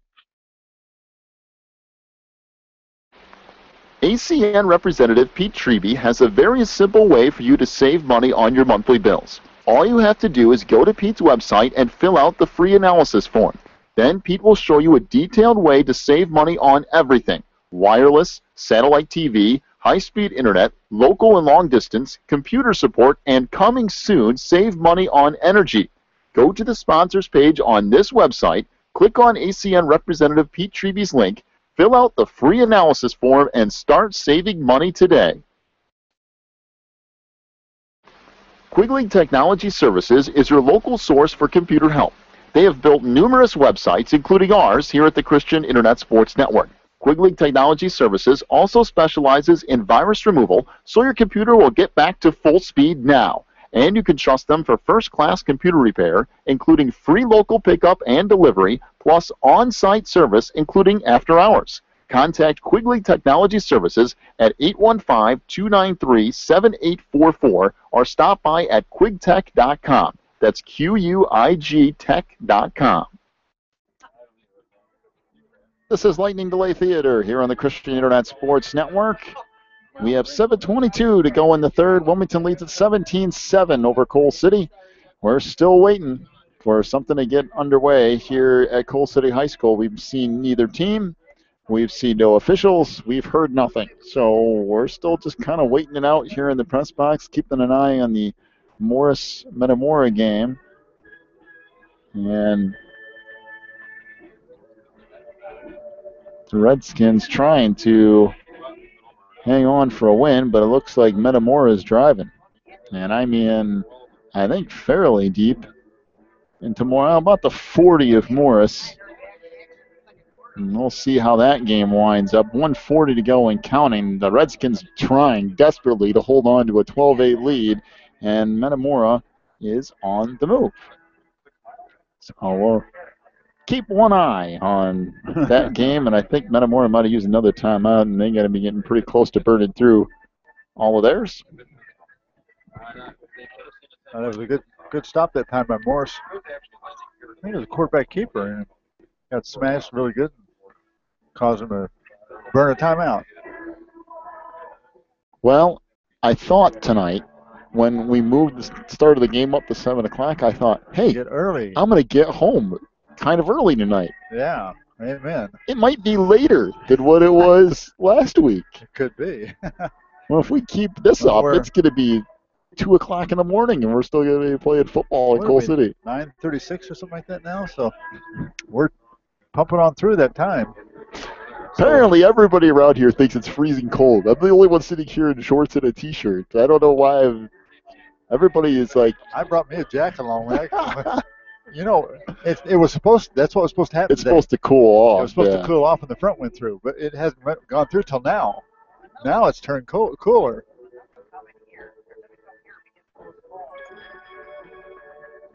Well, Metamora keeps driving, by the way.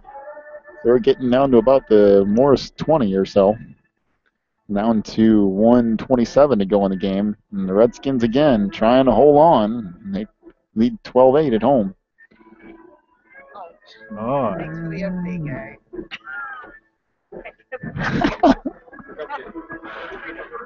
The officials are coming out. All right, I think we're getting some action here. I believe the officials are getting ready to come on out of the locker room. At least that's the rumor. It looks like it was Metamora down to like the 8-yard line. They're maybe inside the 5. That's not good for Morris. No, because they're using up all the time too. They're going to give Morris a chance to come back. Morris has got to have a stop right here. Metamora is knocking on the door with 1:20 to go in the game. As We have a wallet that was turned into the press box. If you lost your wallet, you can claim it in the press box or. I'm not sure what happened. They scored a touchdown there or got inside the 1 maybe. Clock's still rolling. If you're Morris, I'd start using timeouts. I don't know if they have it left or not, but I'd start using them. Yeah, you're right. I think the officials, there they come. There's the head official right there. So they might have business beginning to pick up here in Coal City. We got officials coming out in the field, and that means football teams will be the next to appear. And we'll get this thing underway shortly, probably about a 10-minute warm-up period or so, and we'll get the third quarter restarted. We'll see. Who knows? I've seen just about everything in the first 2 weeks of this season, so. Oh, boy. Isn't that funny to think about that Morris-Metamora game? You go the whole game, get the end of the fourth quarter, 8-6. Yeah, now it's scoring frenzy. Now both teams score. When was the last time? Now, I know last year we had the lightning delay between Coal City and Wilmington. Before that, when was the last time we had a lightning delay? Oh. Never? I don't know if we ever have. No. And this year it's been 2 in a row. 2 weeks in a row for lightning delays. But we've had all kinds of rain this year and all kinds of storms. Well, the officials are back on the field. The fans slowly begin to make their way back into the stands here, and I'm sure this is going to be a much abbreviated crowd compared to what we had earlier tonight. Some cars have pulled out, so they won't. Some people won't be back, but the real hardy fans like yourself won't let a little thing like this slow them down. No, come on. It's still early. Plenty of time to fit in some football. I know what you'll sit through to watch a game. I've been there. Remember that time we went down I'm telling you, it's the state. Yeah, the state championship game might have been the worst weather I've ever seen a game in. That was bad. That was snow blowing sideways. It had to have been, I don't know, 10-degree wind chill. That was brutal. And I think it was in that awful stadium in University of U of I. It sure was. That's a cavernous pit. Well, Wilmington's back of the field, so we might actually get back to football. Let's take a break. We'll come back. We'll give you an update on how much time we're going to have before the second half starts, but it looks like it's going to start shortly. Team starting to take the field again. Wilmington leads 17-7. Back with more in just a moment. You're listening to Cats Football on the Christian Internet Sports Network. Teresa's Styling Salon in Wilmington is a casual, family-friendly salon that caters to people of all ages. Teresa's provides everything from haircuts to perms to manicures, and they can highlight or color your hair for that special look. Teresa's is located in the Southgate Plaza on Water Street in Wilmington. Call today for an appointment at 815-476-1955. That's 815-476-1955.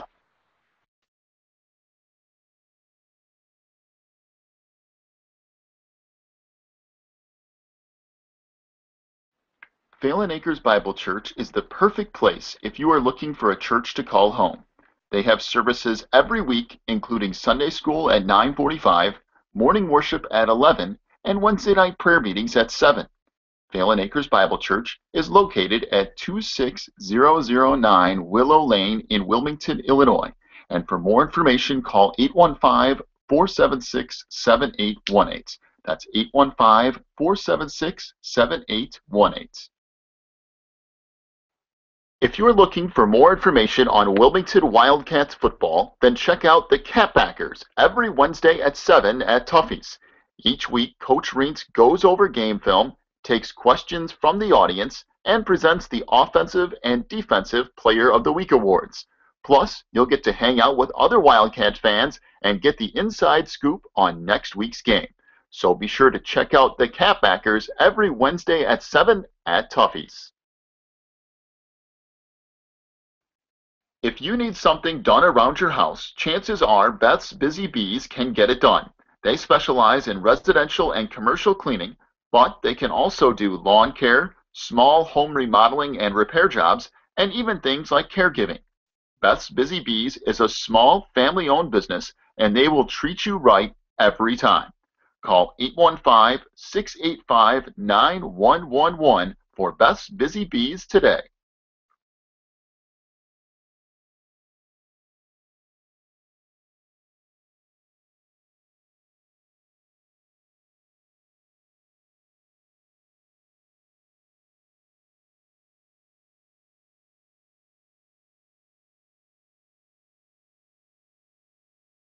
Warren's Collision Center is your hometown body shop specializing in top-of-the-line customer service. Warren's accepts all insurance companies, and they offer free estimates, certified technicians, and a lifetime written warranty. Plus, Warren's will set you up with a rental car while your vehicle is in the shop. So the next time you need work done on your vehicle, call my good friend Warren at 815-458-3300 or stop by Warren's Collision Center at 242 North Front Street in Braidwood. You can also check them out online at warrenscollision.com. Warren's Collision Center, where they care beyond the repair. Well, I think we're just about ready to get back to action here. Both teams back out on the field warming up. And I think shortly we'll get back to football here in Coal City. Wilmington leads at 17-7, 7:22 to go in the third. Both teams given 2 or 3 minutes to kind of warm back up here. And we'll get back to it shortly. Let's see, what time is it? It is about 9:40, almost 9:45. 9:45. All right, we're closing in on 9:45.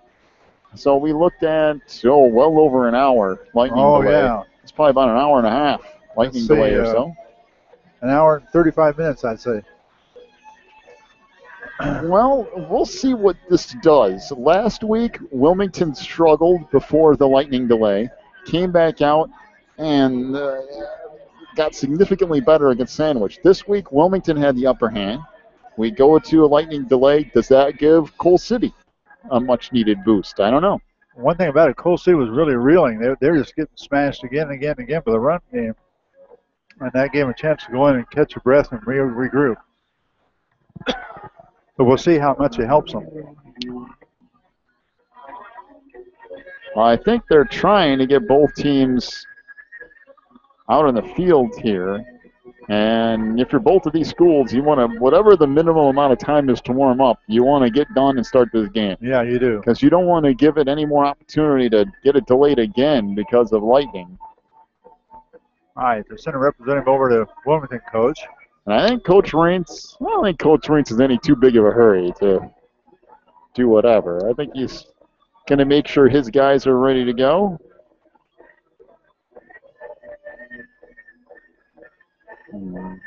Matter of fact, he's just going to go ahead and say we're going to keep warming up.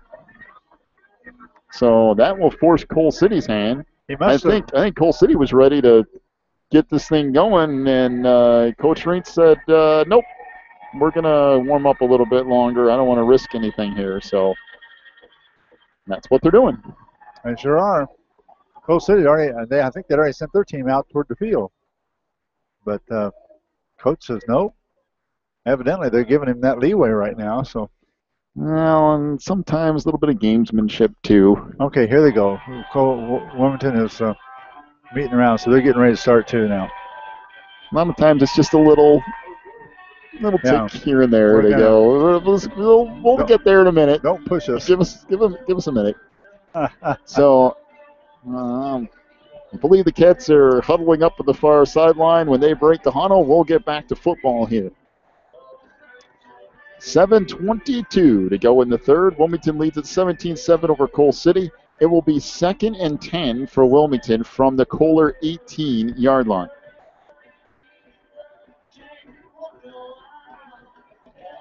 Well, let's see if Wilmington can pick that running game back up and keep it rolling.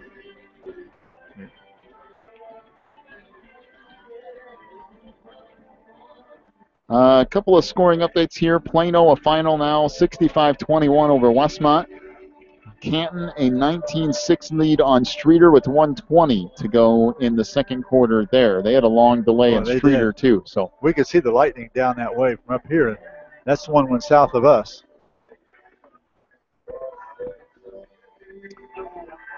But he got close enough to us, they went ahead and canceled or called the game here for a while too. All right. I think we're just about ready to get this thing started back up again. I hope. Sometime soon. I'm interested to see how both teams respond with their layoff here. I'm interested to see if I can remember half of what's going on in this game after sitting here for an hour and a half. Oh, yeah. All right, I think we're set to get back to action. Wilmington will have it 2nd and 10 from the 18-yard line of Coal City. The Cats getting set to break the huddle on the far side.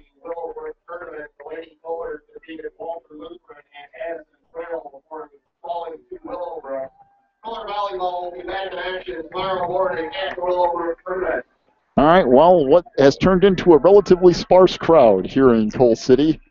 We'll watch these two teams get it back underway. 2nd and we'll call it 9 for Wilmington from just about the 18-yard line of Coal City. Double wing. Wow, we're getting back to action. This is a shocker.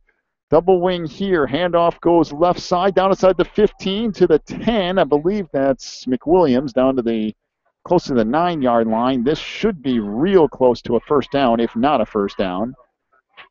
It's right at it. And they're going to say just short. It might be a half yard.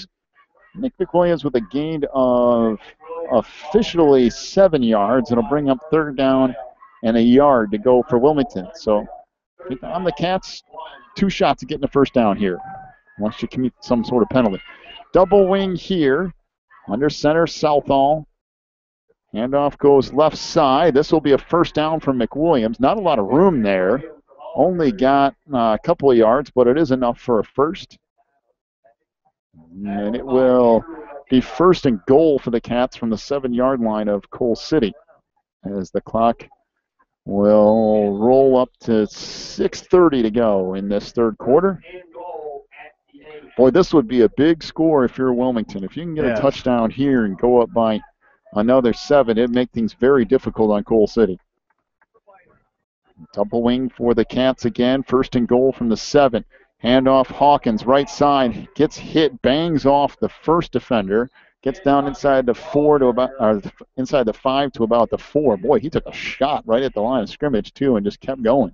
Yeah, I thought he was going to be stopped cold in his tracks, and he just bounced right off and kept right on the trucking. Matt Long and Paul Jones combine on the stop for Coal City. How many yards did you say he got that time? Got about 3 yards. It'll bring up 2nd and goal from the 4. Wilmington knocking on the door again, but no easy task against that big defensive line of Coal City. Again, double wing for Wilmington. Southall under center. Handoff Hawkins trying to bounce it to the outside, cuts it back, gets back to about the line of scrimmage. Once again, boy, that's an amazing run just to get back to the line of scrimmage. There's about 3 guys in the backfield. Well, if you're Wilmington, something different here. Either you go the misdirection again with McWilliams, roll south. I like the rolling Southall out and having Zlomi go 5-10 yards downfield and just flip it. I think we've seen that play develop here tonight.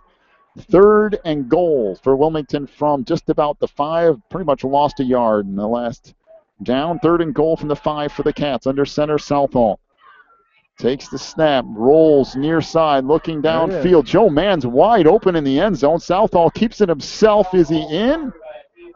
No. They're going to say 4th down. I mean, Joe Mann, there was nobody within 10 yards of him in the back of the end zone, and Southall decided to keep it himself. He almost got in. It's down at the 1-yard line. It'll be 4th and goal from just outside the goal line. Boy, what do you – I mean, obviously you want to go for it here for Wilmington, but what do you do? You can't really run it up the middle with this gigantic defensive line. I don't know. I guess maybe you roll out Southall again and take a chance on that. That's what I was going to say. I think I'd do it again. I think I'd roll him out again. Boy, this is big tonight. 4th and goal from the 1. If he'd have just passed it to Joe Mann that time, he'd had an easy touchdown. 4th and goal from the 1. Double wing for the Cats. Southall under center. And we've got a flag down. And illegal procedure on Wilmington. My goodness. You're kidding me.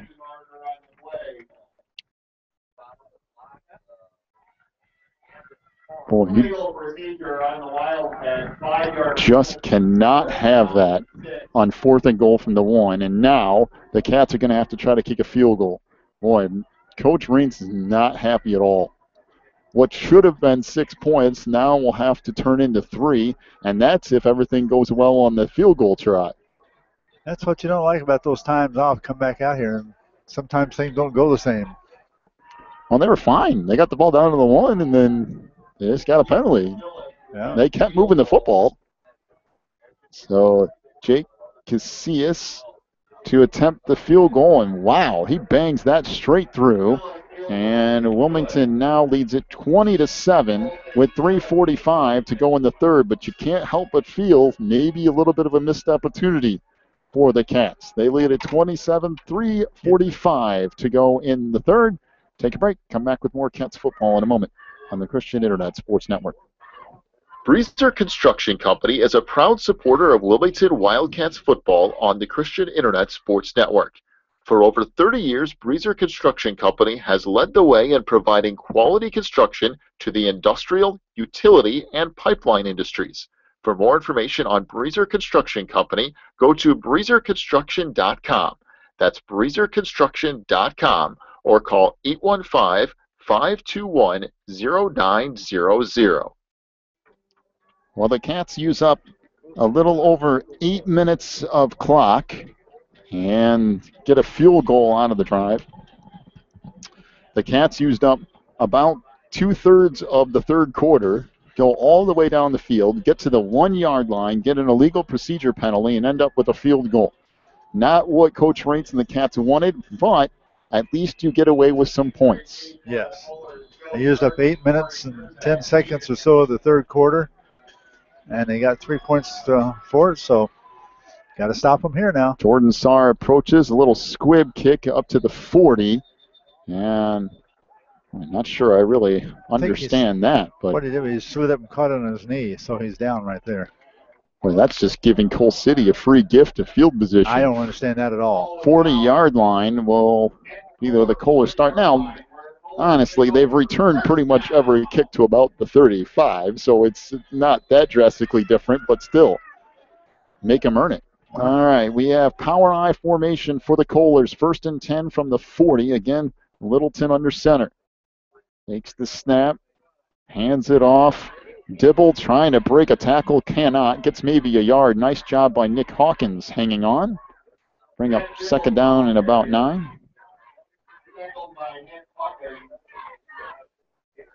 The problem for Coal City is their offense uses clock, and a lot of it usually. So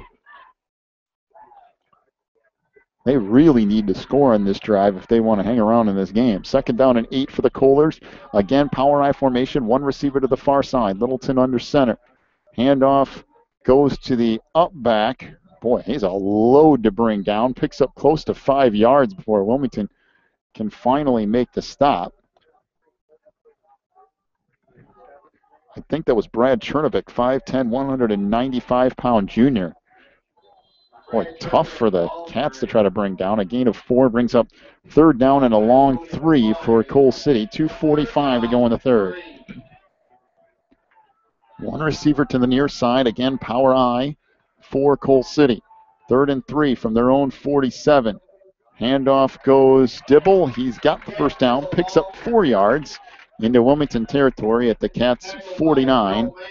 It'll be 1st and 10 for Coal City from the 49 of Wilmington. And boy, that's not good. If Mr. Long is injured, that's a huge blow to Coal City if he can't get up. That is Matt Long, the 6'5", 305-pound starting center and defensive lineman for the Kohlers. And if he's got an injury, that's big trouble for Coal City. Looks like a left leg, maybe. Boy, you hope not. You hope the kid is fine, but it might just, I don't know. I would say cramps, but they haven't been out there long enough to get a cramp at this point. It's cooled off enough. I don't think that would be a problem right now. Hopefully it's nothing serious for It's been cooler, Mr. Long. And they haven't been out there that long. He looks like he might be able to come out. We'll see. It might be able to come out. Like maybe he might have been an ankle or a knee on that left side, the way he was reacting. Yeah. But they're still looking at him as he's laying at the 49 of Coal City. Boy, he's a huge part of not only their offense but their defense both. And so the Kohlers, everybody kind of waiting to see what happens. Everybody's quiet with Matt Long here because I think everybody knows what kind of an important part to this team he is, and looks like he might be okay, walking off under his own power, limping a little bit, but he is walking off under his own power, but definitely not 100%. And in for Coal City comes Will Berg, 5'8", 178 pounds. So you go from 6'5", 305 to 5'8", 178. There's a little difference So, there. yeah, that's like about one person difference. He takes a seat on the bench, so we'll see what happens here. 1st and 10 for Coal City from the 49 of Wilmington. We'll see how that affects the Kohlers offense. Pitch comes near side. Dibble trying to get the corner, nothing doing. Gets shut down at the line of scrimmage, and I mean there's 5 Wilmington Wildcats there defensively. And Dibble gets maybe back to the line of scrimmage if they want to be generous. He lost about a half a yard. We'll just keep it 0. Gavin Hawks technically listed for the tackle, but there's about half the team over there for that. Oh, yeah. The 3 guys met him, another guy joined in. There's at least 4 guys tackling him. Under 2 minutes to go in the third. Wilmington leads it 20-7 over Coal City. The Kohlers 2nd down and 10 from right at midfield. Power I formation, 1 receiver to the far side. Littleton hands it off to the far side. Nothing there. What a tackle. Boy, that's where Chaya went for the touchdown last time. This time around, I believe that's Derek Kirchner comes up to make the stop for Wilmington. And I mean, you want to talk about reading it. That's where they were down at the 12-yard line earlier, and they ran that little misdirection with Chaya, and he waltzed into the end zone. This time around, Wilmington 100% ready for it. A loss of 2, 3rd and 12 upcoming. I didn't see the player, but he fought off the block and boy, met him right there. 4 receivers to the near side, that diamond formation, 1 to the far. Remember, they went deep downfield on the far side in this formation last time. Littleton looking over the middle, fires. That's incomplete, overshot everybody, and nowhere near the intended receiver.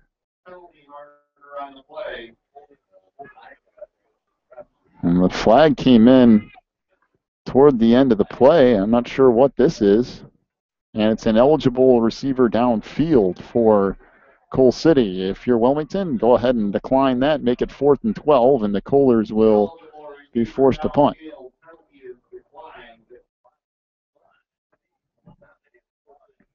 So we're going to bring up 4th and 12. Is Coal City going to go for this? I was going to say, that'd be really playing with fire, but I think they're going to go ahead and kick it here as they 4th down and 12. That would be disastrous. 59 seconds to go in the third. Wilmington leads it 20-7. Matt Long is standing under his own power on the near sideline, but doesn't look like he's going back in anytime soon. Snap back to Littleton. The kick here. Beautiful punt. There we go.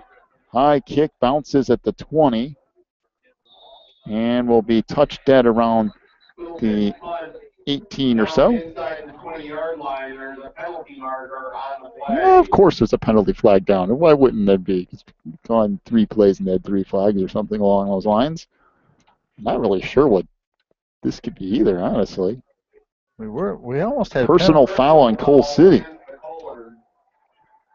Oh, I'll have to be honest. I didn't see anything there unless it was after the play or something. That, in any case, it's a personal foul against Cole City. That's going to give Wilmington much better field position, and that hurts the Kohlers who had Wilmington backed up. And now, not so much. The Cats are going to get the ball all the way out at the 33, almost the 34-yard line, and they would have started back at the 18. That's a huge difference. 1st and 10 for Wilmington, 51 seconds to go in the third. They lead at 20-7, and what you need if you're Wilmington is another long, sustained drive, even if you just get another field goal out of it. Yep. Use some clock. That's what you want to do, use clock. Southall brings him up to the line, double wing for the Cats. Hawkins and McWilliams at wingbacks now. Guard against fumbles right now. Handoff, McWilliams near side, makes a cut out to the 39-yard line before he's finally tripped up by Parker Chaya. Gain of close to 5 yards. It'll bring up 2nd and 5.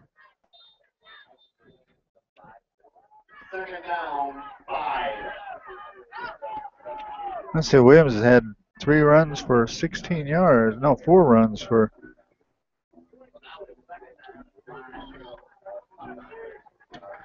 23 yards. 2nd and 5 for the Cats from their own 39. Double wing again. Handoff, McWilliams. Oh, boy, that's good defense right there. McWilliams got stacked up, and there was nothing doing. Trying to see who it was that broke through. I think it was Matt Norton. Well, they were waiting for him right there. A loss of a yard on the play. It'll bring up 3rd down and 6 for Wilmington. And we will head to quarter number 4. The Cats lead at 20-7 as we go to the 4th quarter. You're listening to Wilmington Wildcats football on the Christian Internet Sports Network.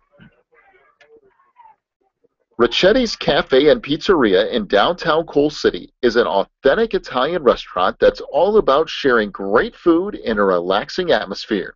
Ricchetti's has delicious paninis, sandwiches, calzones, salad, pasta, and of course their incredible pizza. Plus you can check out a game on one of their many TVs, and they have Wi-Fi too. Stop by Ricchetti's Cafe and Pizzeria today at 375 South Broadway in Coal City. ACN representative Pete Treby has a very simple way for you to save money on your monthly bills. All you have to do is go to Pete's website and fill out the free analysis form. Then Pete will show you a detailed way to save money on everything: wireless, satellite TV, high-speed internet, local and long distance, computer support, and coming soon, save money on energy. Go to the sponsors page on this website, click on ACN representative Pete Treby's link, fill out the free analysis form, and start saving money today. 3rd down and 6 upcoming for Wilmington from their own 38-yard line. Handoff, McWilliams left side, cuts it back, has a 1st down across the 45 out to the 46-yard line. A gain of about 8 on the run for Nick McWilliams. And more importantly, it gives Wilmington a 1st down and keeps the clock running. Very important to keep that clock running. And for the Kohlers, they're not really built as a quick strike offense this year. It's more kind of use some clock and grind it out, and down by 2 scores in the 4th quarter, it's going to make it tough if Wilmington can hang on to the ball. Double wing here, handoff to the fullback, broke 1 tackle, and now gets stacked up after a gain of a couple. I believe that's Gavin Hawks. Picks up 2 yards. It'll bring up 2nd down and 8.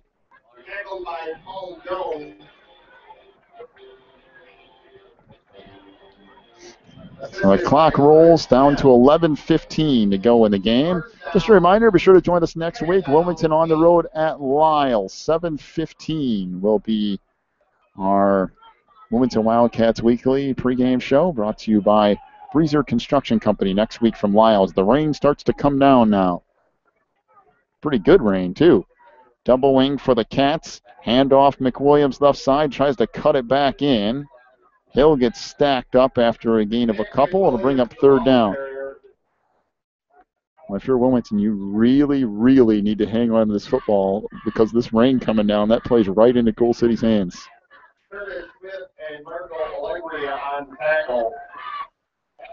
Third down, 8. Down to 10:30 to go. Third down. Oh. And about 7 to go here for the Cats. Who carried that ball? That was Gavin Hawks for a Hawks, gain of about a yard or so. Third down and 7 for Wilmington. 10:20 to go in the game. Cats trying to hang on to the football and work some clock here. Double wing for Wilmington. And dropping back, Southall rolls, looks downfield. Looks, fires a deep pass down the sideline. Caught by Salome inside the 10-yard line, down around the 7. What a pass by Southall. Salome ran out of room in the sideline, but that thing was on the money. And that was a run pass. He jumped in the air and threw it. A gain of 45 yards in the pass from Southall to Salome. Salome made the catch, had about 1 or 2 steps before going out of bounds, and I'm telling you, that's going to be the weapon this year that gives Wilmington an extra advantage on offense, that deep threat with the pass, and people are going to have to respect it. Double wing for the Cats, ball at the 4-yard line of Coal City. Handoff McWilliams, and he gets in for the touchdown. Nick McWilliams, 4-yard touchdown run. And Wilmington goes up 26-7 with 9:56 to go in the game. Boy, that pass from Southall to Salome, much like earlier in the game, that does damage and does it in a hurry. Well, you pull up and stop the run, you're making headway and stopping the run, and then they throw it over your head. And that's something that they can do this year. They can do it most effectively. Now Casillas on to attempt the extra point. Wilmington trying to tackle on one more here. And for Coal City, you got a lot of work to do and not much time to do it in. Limbering up our big lineman here, but I don't know if I'd send him back in there. Wow, Casillas, I don't know what happened there, if it was just a low snap or he just slipped going up to the approach. I mean, it is raining pretty good, so who knows. But that thing kicked into about the backside of one of his offensive linemen, and it'll stay 26-7 in favor of Wilmington. 9:56 to go in the game. We'll take a break. Back with more Cats football in a moment on the Christian Internet Sports Network. Quigley Technology Services is your local source for computer help. They have built numerous websites, including ours, here at the Christian Internet Sports Network. Quigley Technology Services also specializes in virus removal, so your computer will get back to full speed now. And you can trust them for first-class computer repair, including free local pickup and delivery, plus on-site service, including after hours. Contact Quigley Technology Services at 815-293-7844 or stop by at quigtech.com. That's QUIG tech.com.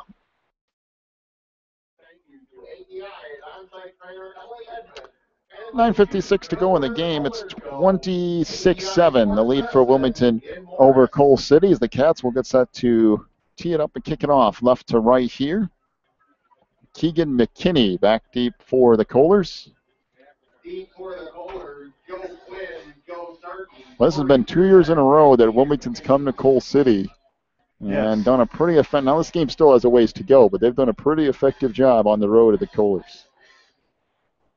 And the approach here, Stars low line drive kick, bounces a couple times, taking it to 20, 25, 30, 35, 40, 45, midfield, down to the 45 of Wilmington, down to the 40. So a nice return from Corey Jerzak, down to the Wilmington 40. Well, that was a good return. That was a very good return. Broke a few tackles, fouled his blockers, and just like that, Coal City on Wilmington's side of the field at the Wildcats' 40-yard line. 9:46 to go in the game. Wilmington leads at 26-7. Shotgun formation for Littleton here. One receiver to the near side, now two to the far side. As Littleton out of the gun, takes the snap, hands it off up the middle, nothing doing. Maybe a yard there, but Wilmington ready for the run by Dibble. I'll bring up second down and probably technically 9. Now Coal City goes to spread formation, trips receivers to the far side, two to the near. Out of the gun is Littleton once again. Takes the snap.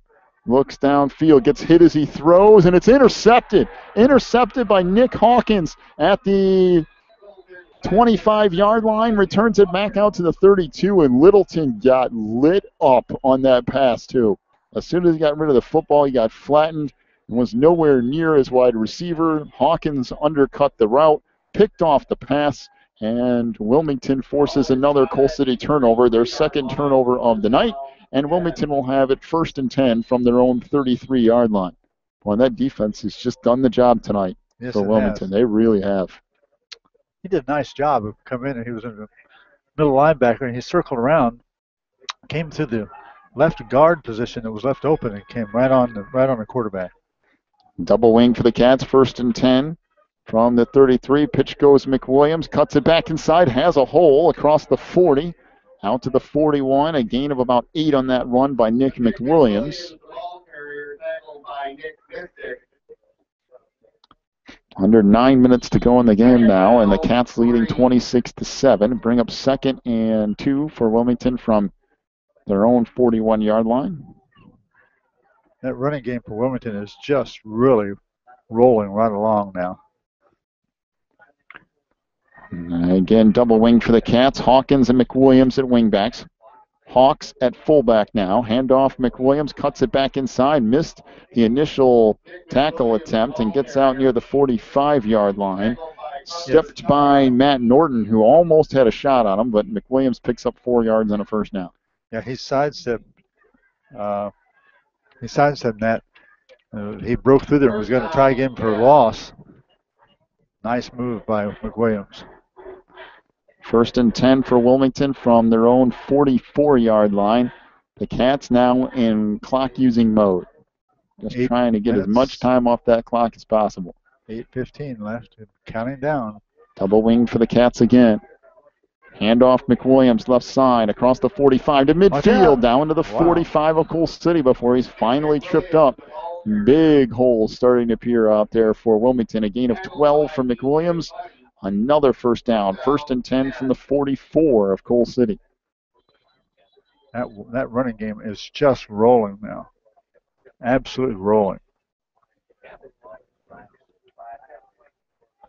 So 1st and 10 from the Kohlers' 44-yard line. Again, double wing for the Cats. Hawkins and McWilliams at wingbacks. Hawks at fullback. Southall under center. Handoff McWilliams again, left side. Now got undercut. So the Kohlers finally rise up and stop that play. They run that 3 times in a row. And McWilliams gets maybe, I'm going to say no gain. Bring up 2nd down and 10 for Wilmington. 7 minutes, 30 seconds to go in the game. Coal City trying to get a stop. Then get their offense the ball back. But honestly, the offense hasn't really moved the football too much other than the first drive or two tonight. And Wilmington shut the door after the first quarter. Handoff up the middle to the fullback Hawks. He'll get a couple of yards. Coal City trying to convince the officials that they had a fumble, but nothing doing there. It'll bring up now 3rd down and long for Wilmington. Yeah, they stood him up, stood him. Finally, somebody worked the ball loose, but that was way, way too late. So 3rd down and long, 7, close to 8 for Wilmington. Clock down to 6:40 to go. One thing about this Wildcats offense is they've used clock tonight. Yes. They've used a lot of it. This is what Coach Rentz loves. Put that running game out there, eat the clock up, move the ball down the field, score every once in a while. Just control the game. Double wing for the Cats again. Handoff near side, Hawkins.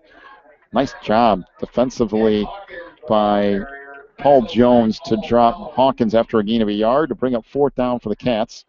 And they will be forced to punt here from the 41-yard line of Coal City. Clock rolls down to now 6 minutes to go in the game. And again, an effective drive for Wilmington. No points. But they managed to take 6 minutes or so off that clock, almost 7 minutes. Yeah, it's down to 5:55 now and counting. And Wilmington late breaking the huddle here, trying to get spread out and get this punt off. 2, Well, 1. they do. Oh, It's Kirchner from the 50-yard line. Another decent kick. Bounces at the 10. Down to the 5. Does it go into the end zone? It does. Pretty good hustle by Wilmington to try to get down there and save it. I think, was that SARS who almost got there to save it? Couldn't see exactly who it was. Might have been. I couldn't tell. Wilmington with the hustle play to try to get there, but Coal City will take over 1st and 10 from their own 20 with 5:31 to go in the game. Coal City's going to need a lot of points in a lot of hurry to get back in this game. And the problem for Coal City is they don't have that kind of offense. It just if they have to go to the air exclusively, it doesn't go too well. One receiver to the far side, 2 to the near. Little John out of the gun. Takes the snap, pitches it near side. Dibble trying to get the corner. Cuts it back in across the 35, out near the 40. Looks like he might have a first down. Pretty good run there. That was a nice run. That's another one where they went around the end. Every once in a while, Wilmington doesn't seal off that end. That's what happened that time. It's a gain of 11. And a Wilmington Coal City first down, ball at the 31-yard line. I think I said the 41 a minute ago. 1st and 10 from the 31 for Coal City. One receiver to the far side, one to the near. Offset I formation. Little John under center. Takes the snap. Handoff right side to Dibble.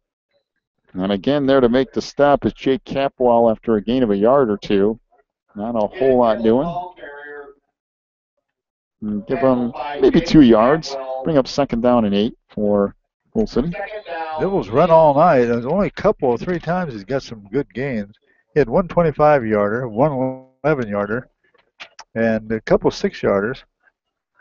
But you say that's pretty good, but he had 21 rushes. 2nd and 8 out of the shotgun. Swing pass over to the near side. Caught out to the 45. And then Alex Lomi blows that up in a hurry after a gain of 4 or 5. Caught on the play by Junior Arias. It's a gain. We'll give him credit for a gain of 3 to bring up 3rd down and 5 for Coal City. 3rd down, 5.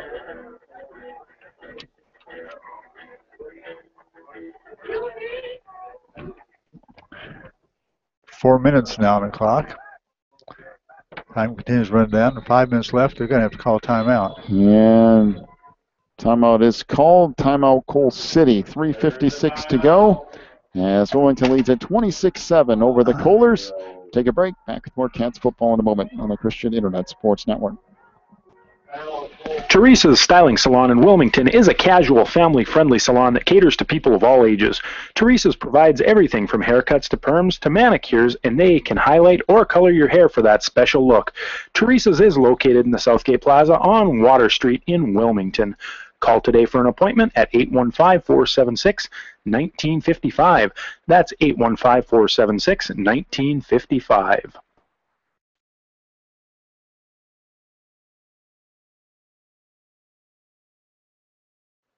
Phelan Acres Bible Church is the perfect place if you are looking for a church to call home. They have services every week, including Sunday school at 9:45, morning worship at 11, and Wednesday night prayer meetings at 7. Phelan Acres Bible Church is located at 26009 Willow Lane in Wilmington, Illinois. And for more information, call 815-476-7818. That's 815-476-7818. Well, another fumble on the play off the snap, and Wilmington will get the ball back again. Another turnover on Coal City. As big Matt Long trying to tough it out, came back in there at center, trying to get through this game on what looks like a bad ankle. But off the snap, Coal City turns it over on a fumble, and Wilmington has it 1st and 10. From the Kohlers' 33-yard line, the 3rd turnover of the night on Coal City. Coal City's had the ball 3 times this half, the whole half, and they've had an interception and fumble on 2 of those times. 1st and 10, Wilmington from the 33, back to the double wing again.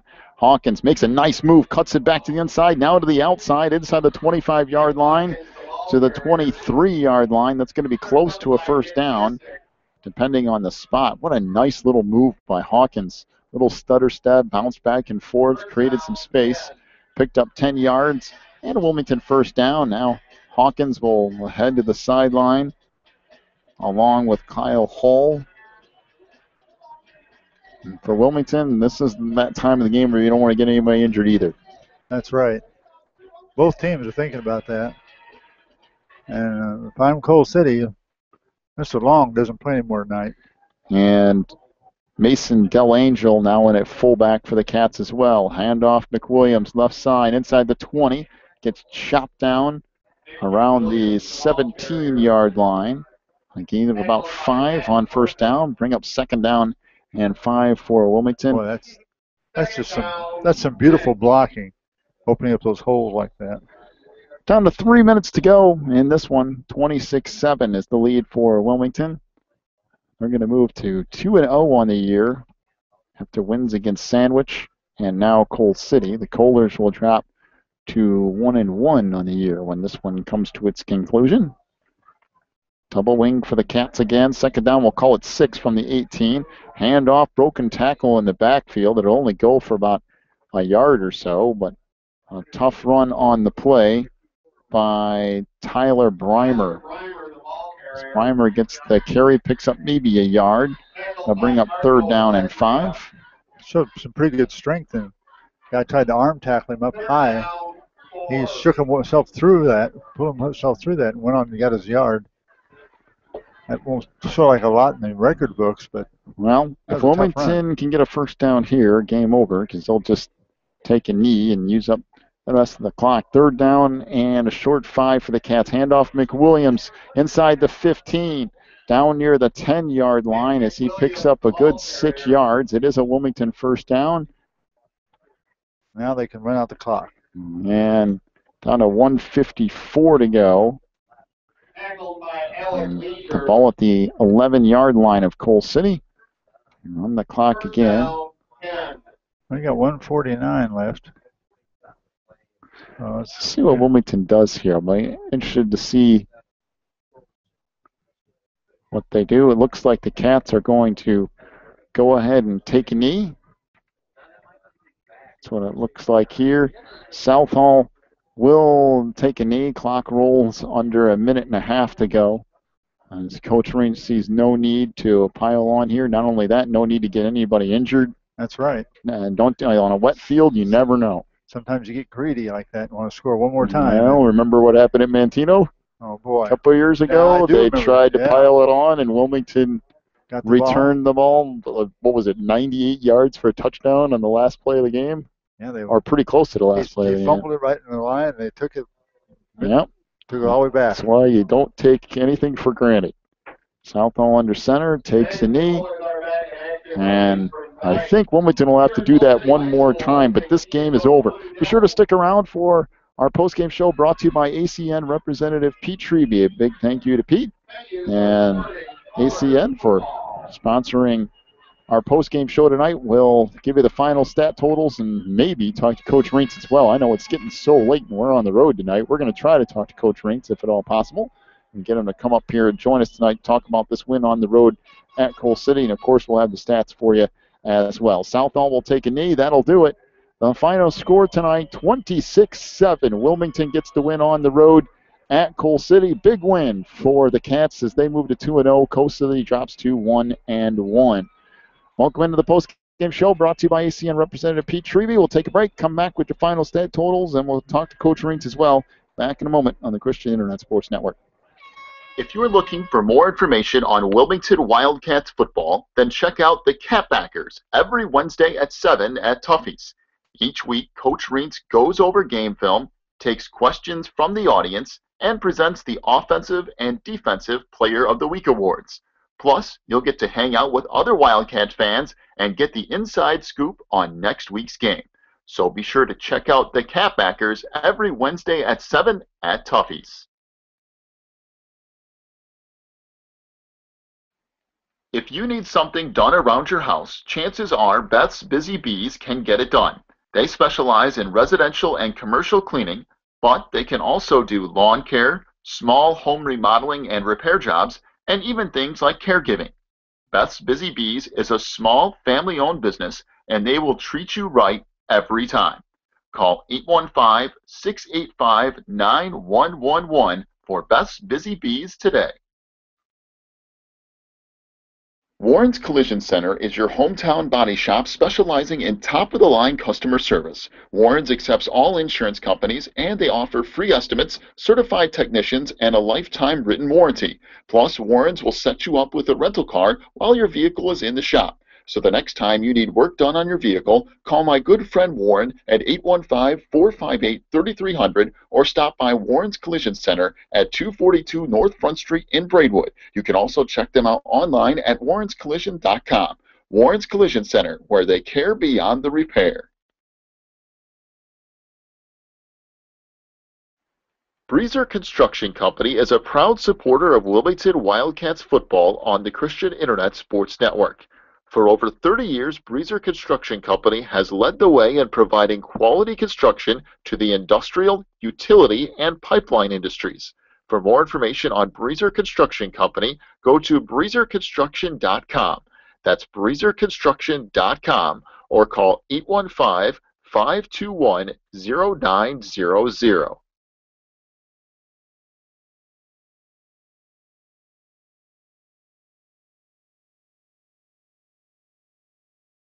Ricchetti's Cafe and Pizzeria in downtown Coal City is an authentic Italian restaurant that's all about sharing great food in a relaxing atmosphere. Ricchetti's has delicious paninis, sandwiches, calzones, salad, pasta, and of course their incredible pizza. Plus, you can check out a game on one of their many TVs, and they have Wi-Fi too. Stop by Ricchetti's Cafe and Pizzeria today at 375 South Broadway in Coal City. ACN Representative Pete Treby has a very simple way for you to save money on your monthly bills. All you have to do is go to Pete's website and fill out the free analysis form. Then Pete will show you a detailed way to save money on everything: wireless, satellite TV, high-speed internet, local and long distance, computer support, and coming soon, save money on energy. Go to the sponsors page on this website, click on ACN Representative Pete Treby's link, fill out the free analysis form, and start saving money today. Welcome into the postgame show brought to you by ACN Representative Pete Treby. The Cats tonight, 26-7 winners over Coal City. As our final totals here, first of all, for the Coal City Coalers rushing the football, Brad Littleton, 1 rush for 0 yards. Brad Chertovic, 1 rushing attempt for 5 yards tonight. Parker Chaya ran the ball 4 times for 10 yards and a touchdown. Jack Dibble, 21 rushing attempts for 71 yards tonight. Coal City, 27 rushes, 86 yards, and a touchdown. So once again, 86 yards rushing and a touchdown for Coal City. Through the air, Brad Littleton was 2 of 7 for 21 yards. 1 pass completed to Keegan McKinney, for 18 yards. The other pass to Junior Arias for 3 yards. Coal City completed 3 turnovers tonight, a couple of fumbles, and an interception as well late in the game. Coal City with 107 yards of total offense, 86 in the ground, 21 in the air. For Wilmington tonight, rushing the football, Mason Southall, 6 rushing attempts for 8 yards. Nick Hawkins ran the ball 17 times tonight for 54 yards. Gavin Hawks, 4 rushing attempts for 10 yards. Tyler Breimer had 1 yard and 1 carry. Nick McWilliams, 16 rushing attempts for 116 yards and 2 touchdowns tonight. So a good night for Nick McWilliams. Wilmington through the air. Mason Southall ended up being 5 of 6 for 126 yards and a touchdown tonight. The touchdown pass, a 54-yard touchdown pass to Alex Lomi. Lomi ended up catching 4 receptions tonight for 67 yards and a touchdown. So good numbers for Mason, and that passing game is kind of a new added thing, especially the deep ball for the Cats. 5 of 6 tonight, 126 yards and a touchdown. Rushing the ball, 44 rushing attempts, 189 yards and a couple of scores for Wilmington tonight. 315 yards of total offense for the Cats. So they outgained Coal City 315 to 107 here tonight. So yeah, it just really got that lopsided toward the end. I mean, Wilmington could run at will. And, of course, a couple of things that helped that. Nice blocking up front. Some beautiful holes opened up. and then the passing downfield. You pull up to stop the run, and they throw it over the top of you like that, and that just burns you. And it helps that running game a whole bunch. Well, the Cats triple up the offensive production from Coal City tonight. We're just waiting on Coach Reitz to join us here on the postgame show. He's talking, I believe, to one more reporter, and then he'll be up to talk to us briefly here tonight. Everybody wants to go home at this point. I think after sitting here for an hour lightning delay tonight, and then it's getting. I think if you're, I'm sorry. Go ahead. I think if you're Coach Rentz tonight, you're going to have to be pretty well pleased all the way around. Yeah. I don't think there's any couple penalties pull your hair out route. They didn't do you any good, but other than that, they had a really pretty solid night, and I think for this early in the season, I think he'd be very well satisfied with that. And the penalties for Wilmington, although there weren't very many, it just came at points that you really didn't want it. I mean, you had 4th down and goal from the 1, end up getting a penalty, back it up to the 6th, and you know that's one of those deals where somebody just moves wrong, whatever's legal procedure. You had the personal foul 15-yard penalty on the 18-yard pass that kind of led to the first score for Coal City. Kohlers looked like at the first quarter, maybe even part of the second quarter tonight, looked like they'd be able to move the football move it fairly well. But Wilmington made some adjustments. They took away Chaya running to the outside. They took some of that away. They took away some of the downfield passing and made Little John try to earn it a little bit. And he underthrew the one pass toward the end that was picked off. And, there was a couple other things. Overall tonight, a good, solid defensive performance from Wilmington. The offense once again gets rolling now. Coach Reitz on his way up at the moment here. He'll be here in the next minute or two, and we'll talk to him about tonight's game. But if you're the Cats, you go on the road. This is now the second year in a row that Wilmington's come to Coal City. Last year, if you remember, it got postponed to Saturday, and there was that whole debacle. And then Wilmington ended up winning, I want to say 20-0 or 22-0 or something like that last year. This year they come to Coal City. Again, another lightning delay.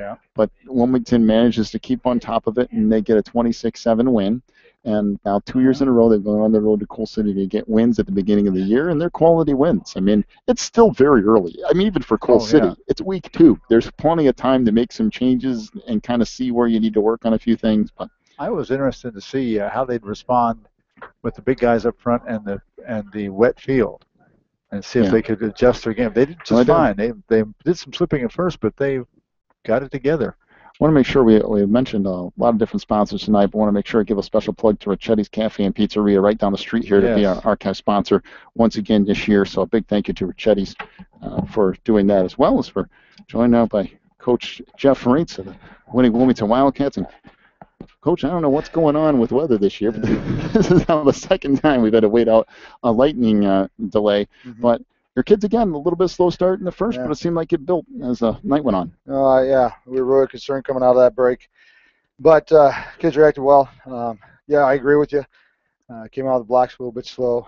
Give credit to Coal City. They were fired up, obviously. And this is a great rival game for us. So, and even defensively, we're sitting on our haunches a little bit. So, but good job by our kids adjusting to, you see the roster, you see their guys and their size. For us to come back and play good defense, be coachable, be fundamentally sound, real happy with our kids. And Mason and Alex, between the two of them on a couple of deep balls tonight, even the one that was a little short still stretched the field a little bit. And to us, it seems like that could be a huge weapon for you guys this year to kind of stretch the field a little bit and make guys respect more than one thing on your offense. No, it really is. And to tell you the truth, right at the beginning, we didn't have the momentum. They stopped us on offense. They drive the ball, they score. They stop us, and we got 3rd and 10. And, well, here we go. Let's see what Zalomi can do with Mason. And to show that is huge. And then Mason's, you guys had a better look at it than I did. I'm sure Mason's pass to Zip down here was really good. And I give a lot of credit to Mason tonight, too. I bet he called 6 or 8 plays, came over the sideline, says, hey, I think we got this. And that's just a kid that's been in the system. And for Mason, though, he's been with us since 4 years old, and so he knows what one of our big plays is $6. Well, he's known what $6 is for his whole life. So to have another coach out there is huge. And we just played physical. I mean, we went against a big team, Yeah. and our kids really hung in there and did well.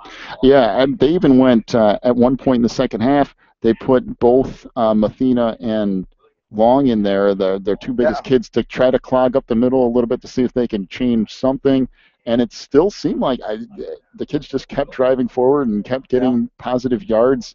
For us tonight, I think the most impressive thing to us was keeping the ball, getting first downs, using clock, kind of doing Coal City's game plan, but in reverse, and keeping control of the football. And once Coal City gets down 2 or 3 scores, it's not really a quick strike type of offense, so it puts them behind the 8 ball a little bit. Yeah, I totally agree. And their offense wasn't out there the third quarter twice. Yeah, you guys had it for like 9 minutes. And so, there I am on the sideline. I'm, just seeing us move the ball like that. And the good thing is, I just told the kids that, I think we can raise it up another level, running the ball, because our guys tackle to tackle. That's new. Mm-hmm. And so for us to get that experience in there and to go against the Sandwich, to go against the Coal City, who knows exactly what we're doing, and they know what to take away, and we had to adjust all night, and our kids did a nice job. All right, Coach, we're going to let you go and get 45 home. minutes earlier than last week. Yeah, there you go. Hey, get home early. You have plenty of time to get some things done tonight. All right, next week at Lyle. So at Lyle. Long road trip at a place that's not really all that exciting. So